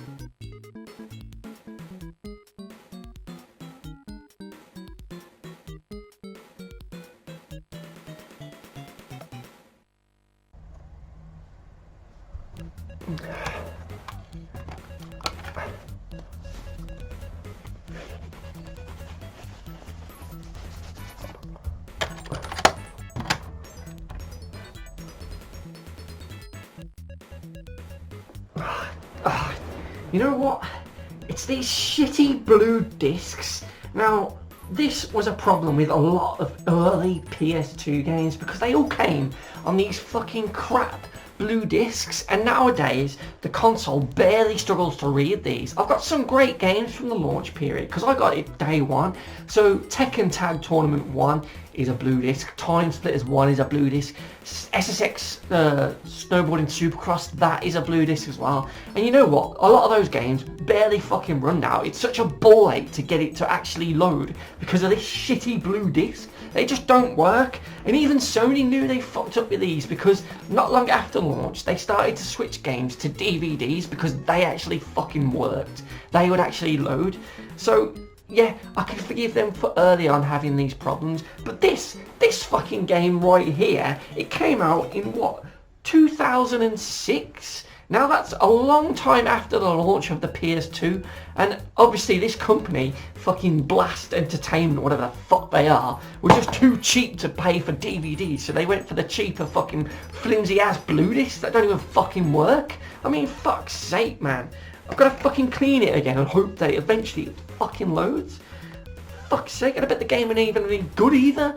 Fucking hell.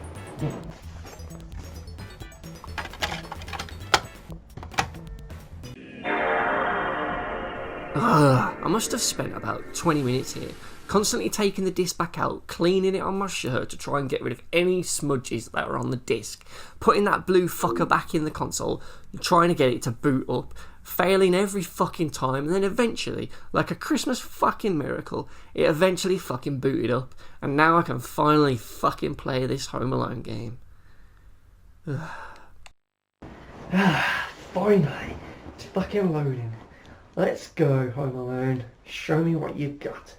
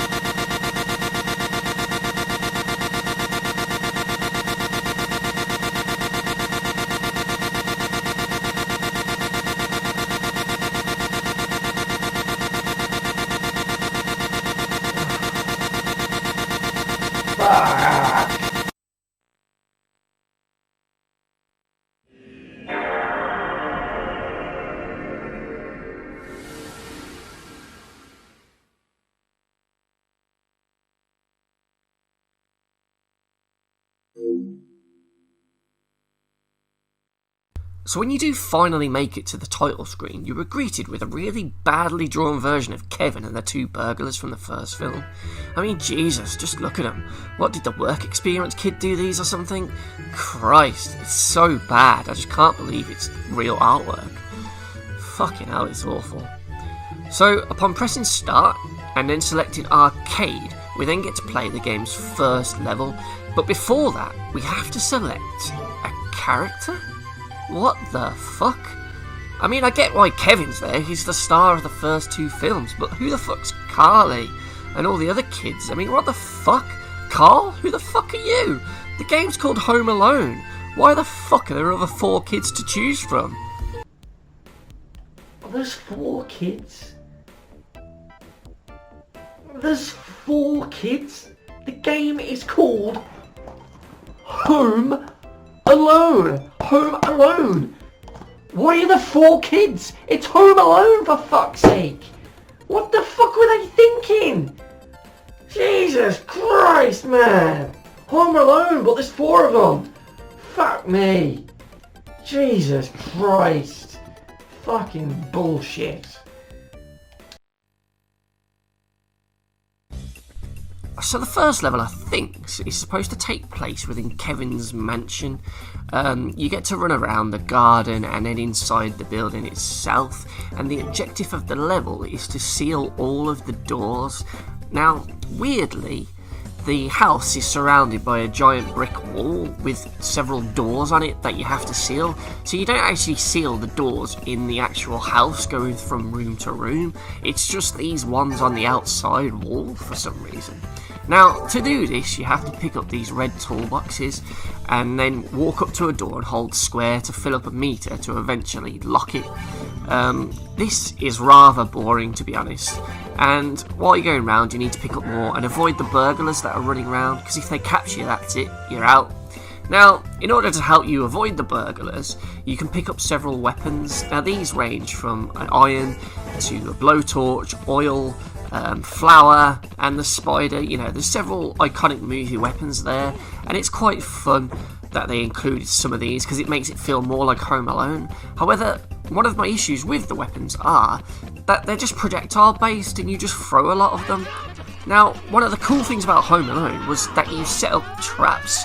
You set up traps for the burglar, yet you don't get to do that here. Yet there wasn't many options in the movie where he would fight them head to head. It was more he would lay traps in the daytime and get them on the night time. You know, the boiling hot door handle, the slippery staircase, the blowtorch on the door when they enter it.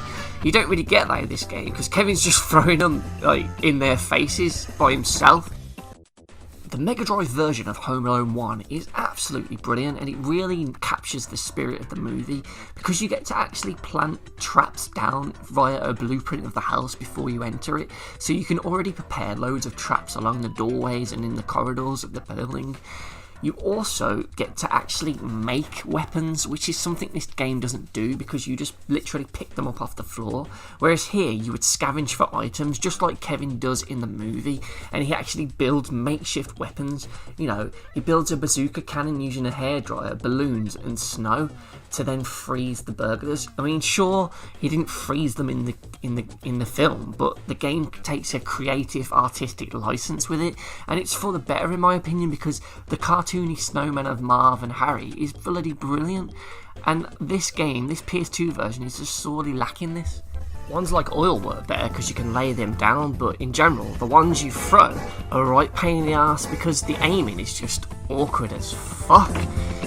Worse still, when you run out of a specific weapon, you have to scroll your inventory all the way across to find one that you do have, and that can end up getting you killed at certain points. And then when you do pick up a better one and you want to quickly scroll to that, you can't wrap round the menu, so you have to go one way or the other. It just leads to a lot of frustration when you're trying to quickly attack one of the burglars with a specific weapon that you want. And speaking of the burglars, another annoyance with the weapon is they take absolutely shitloads of damage just to take them out. Now here you can see I used 4 flour bags there and I barely got any of his health down because when he's down and the stars are spinning around his head, he's actually invulnerable, so you can't just wail on him while he's down. You have to wait until he gets back up and the stars disappear, so you can then hit him again to take off another tiny bit of his health. This is just there to make the game last longer. It just adds to the boredom because it's not a very fun game to begin with, and using traps is even more annoying if you accidentally set them off yourself, because then you just wasted one and you have to potentially walk around the room to get to another trap and use it on them. So for the most part, it's quite easy to avoid the burglars, as you can sort of avoid them fairly well. However, when you do get captured, this is where the bullshit really cranks up a notch, because when you fail, you get to continue, but you continue right where you left off, so the burglar's right fucking next to you again, so then he's easily gonna grab you again because he's right on top of you, forcing you to lose another fucking life. The Mega Drive game nailed this perfectly, as there was an actual consequence to being captured. You see, the game works on a sort of time system where the longer the burglars are in the house, the more loot they take. So if you get captured, time passes by and they have looted a large chunk of the house. So there's a risk-reward thing going on here. So it's bad to actually get caught because you're gonna be closer to having that house being completely robbed at that point. I mean, look right here, this is the second continue I've done now, and all I can do is run into this area, but oh no, the level seems to put loads of bullshit dead ends just so you can get trapped, and then I lose my next life, and then it's game over. I mean, what the fucking hell's that? That is just complete and utter horseshit.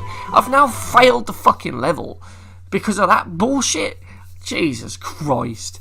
Then, when you do fail a level, you get to enter your high score. Ooh, great, goody. Whoop-de-fucking-doodah. Fuck this, man. This is a fucking joke, man. What an absolute shit show. There's got to be an easy way to do the levels on this. Surely, I must be doing something wrong here.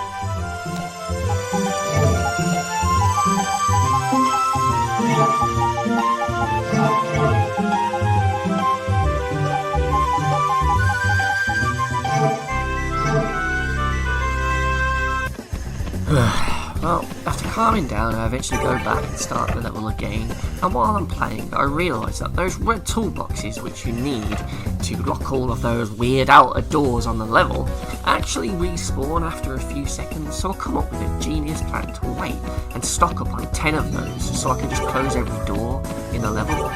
But what do you know, when I pick it up, the counter still stays on 2, so you can only hold 2 of these fucking things at once. What an absolute fucking bullshitting joke, man. That is just a game to make the levels last longer, forcing you to go and find the respawn spot and go back and get some more. It's just an absolute slogfest of a game. This is the first level and I'm already fucking bored of it. Jesus Christ. I mean, I know all the doors are around the outer edge of the level, but for fuck's sake, it's still a pain to remember where they actually are and what ones you've actually locked. Because when you go back and forth to find toolboxes, it's easy to forget which ones you've done, because when they are locked, they don't change colour or have a padlock on them or anything, they look exactly the same. And the developers didn't see fit to make a fucking mini-map in the level, so you can't see easily where the doors are. So this results in, when you say you've locked 9 of 10 doors in a level, it results in you aimlessly running around the level, checking each door, realising that you've already locked that one, spending another couple of minutes trying to find the one that you actually fucking need, so you can finally lock the fucking thing, and then finish the goddamn fucking level. It's an absolute bore fest. I mean, what the fuck were they thinking here? So here we are. I almost died a few times, and eventually I fucking find the last door and finish the level. Or do I? Well, no, I don't, because you see, in order to actually finish a level, even though you've already locked all the required doors, you have to then take out all the fucking burglars that are left in the fucking level. This means you've then got to walk around again, trying to find the last ones that you need, and then throw some out to take them out, further extending and making this more of a bore fest than it needed to be. The level should have just ended once I locked the doors or something, you know, fuck me. What a fucking joke.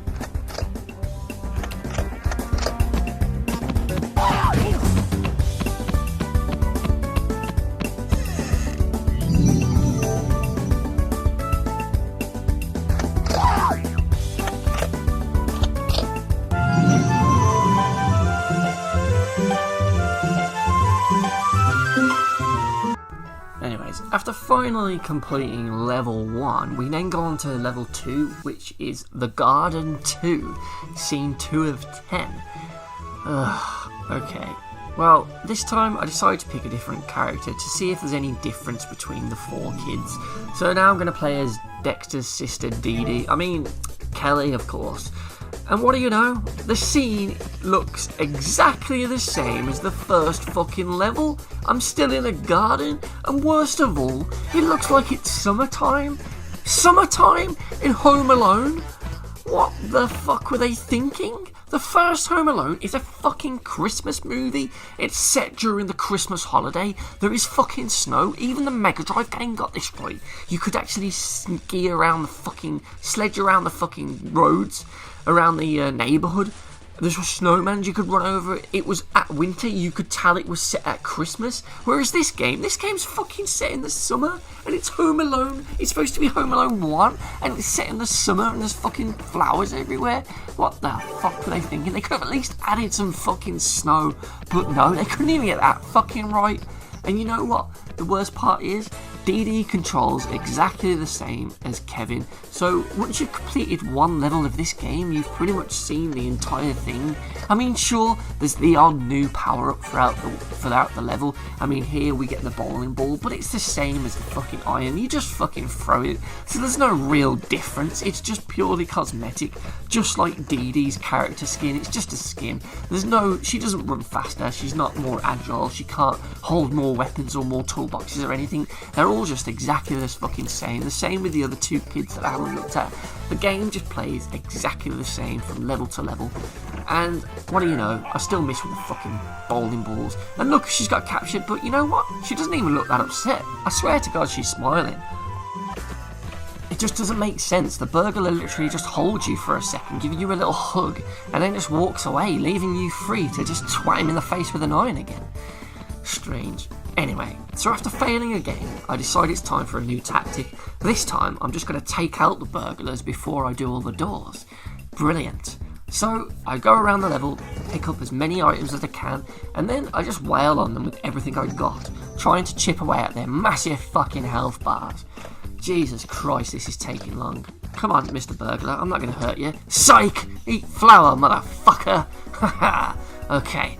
He's almost gone now. Same with the other one. Come on, eat that, you motherfucking rank stain. I can't wait to kill you two and then be free to get this fucking level done. Come on, and you want some as well? Eat that, motherfuckers.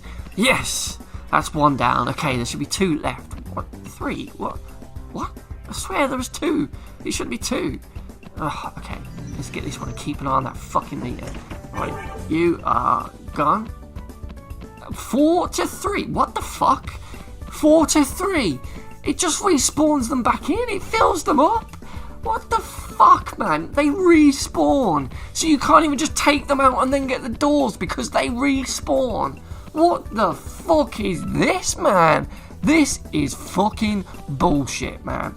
Fuck me. The levels are fucking terrible. The visuals are fucking awful. The plot is basically non-existent. The gameplay loop is just not fun. It's this weird bullshit Pac-Man sort of maze thing where you have to close doors around the outer edge of a house. I mean, what the fuck's that all about? Why have everyone's house got a fucking giant wall up around it? It's just fucking bullshit, man. It doesn't make any sense, and this is a lazy ass fucking game. The one on the Mega Drive was so much fucking better. This on PS2 is just fucking awful. Do yourselves a favour and keep your fucking change, you filthy animals, and don't play this fucking game because it's a fucking joke.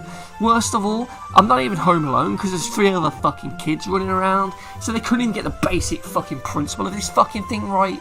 What a fucking shit show. Wow, my Christmas is fucking ruined thanks to this fucking game. Fuck's sake.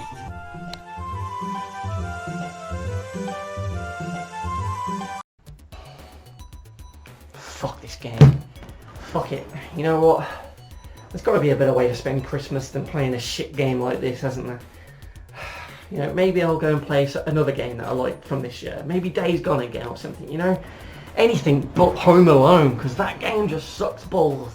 Don't play it. Save your money, please. I mean, it's not like anyone's going to go out and buy an old PS2 game at this point in time. But hey ho, you never know. Someone might be tempted to buy this just out of curiosity from seeing it online, but don't waste your money, please. So yeah, I guess that's all that's left to say on Home Alone. So yeah, thank you for joining me for this Christmas special of Super Beanie-man Gaming Reviews. I hope you've enjoyed it, and I just want to say to everyone and anyone who has watched my videos throughout 2019 while I've been doing Super Beanie-man, thank you very much. I appreciate every single viewer and every single one of you who have put a comment on some of my videos, or maybe even liked or even disliked. Thank you, I really appreciate it. At times when some videos aren't really getting many views and I'm spending hours and hours and maybe even days sometimes making a video just for it to get 10 views, it is a little bit disheartening, and I think, is it worth it? But then I'll get a comment from someone, or I'll get a like on a video, or a video will get 100 views or something like that, and I'll think, you know what, let's just carry on with this and see what happens. Because so far in 2019, since starting the Super Beanie-man part of my channel, I've gained probably a few hundred subscribers, and I'm really shocked at that. I wasn't expecting that. And I've gained several thousand views across the 100 or so videos I've put online. So it's been a pretty cool year, to be fair. I'm sort of still finding my feet in how to make videos and how to give you guys content. But I hope you stick with it, because 2020 should hopefully be even better than 2019. I mean, this year we had several reviews. We've had 14 reviews. We've had a whole Metal Gear Solid month. We've done that one bullshit trophy that's had about 25 videos now. We did cartoon mistakes. I tried to bring that back, but YouTube's policies and how copyright strikes go, that sort of meant that still didn't work. But I will work on another way of bringing that back, trying to do it in a different format that hopefully won't get copyright stricken and banned in several countries. We did Gaming and Raging, that series I really enjoy, and there's loads of other videos that I've made throughout the time. There's even the Let's Plays of Spider-Man, Batman Vengeance, and The Walking Dead, which is currently going on. You're going to see that take up the next couple of weeks. That's all that's going to really be on the channel, really. I'm just going to upload that while I have a break and enjoy Christmas. And I hope you guys enjoy Christmas and the holiday period itself. And I will see you all in 2019. In fact, this is 2019, so we can cut that out. 2020, people. Have a good one, and I'll see you next year. Thanks. Bye.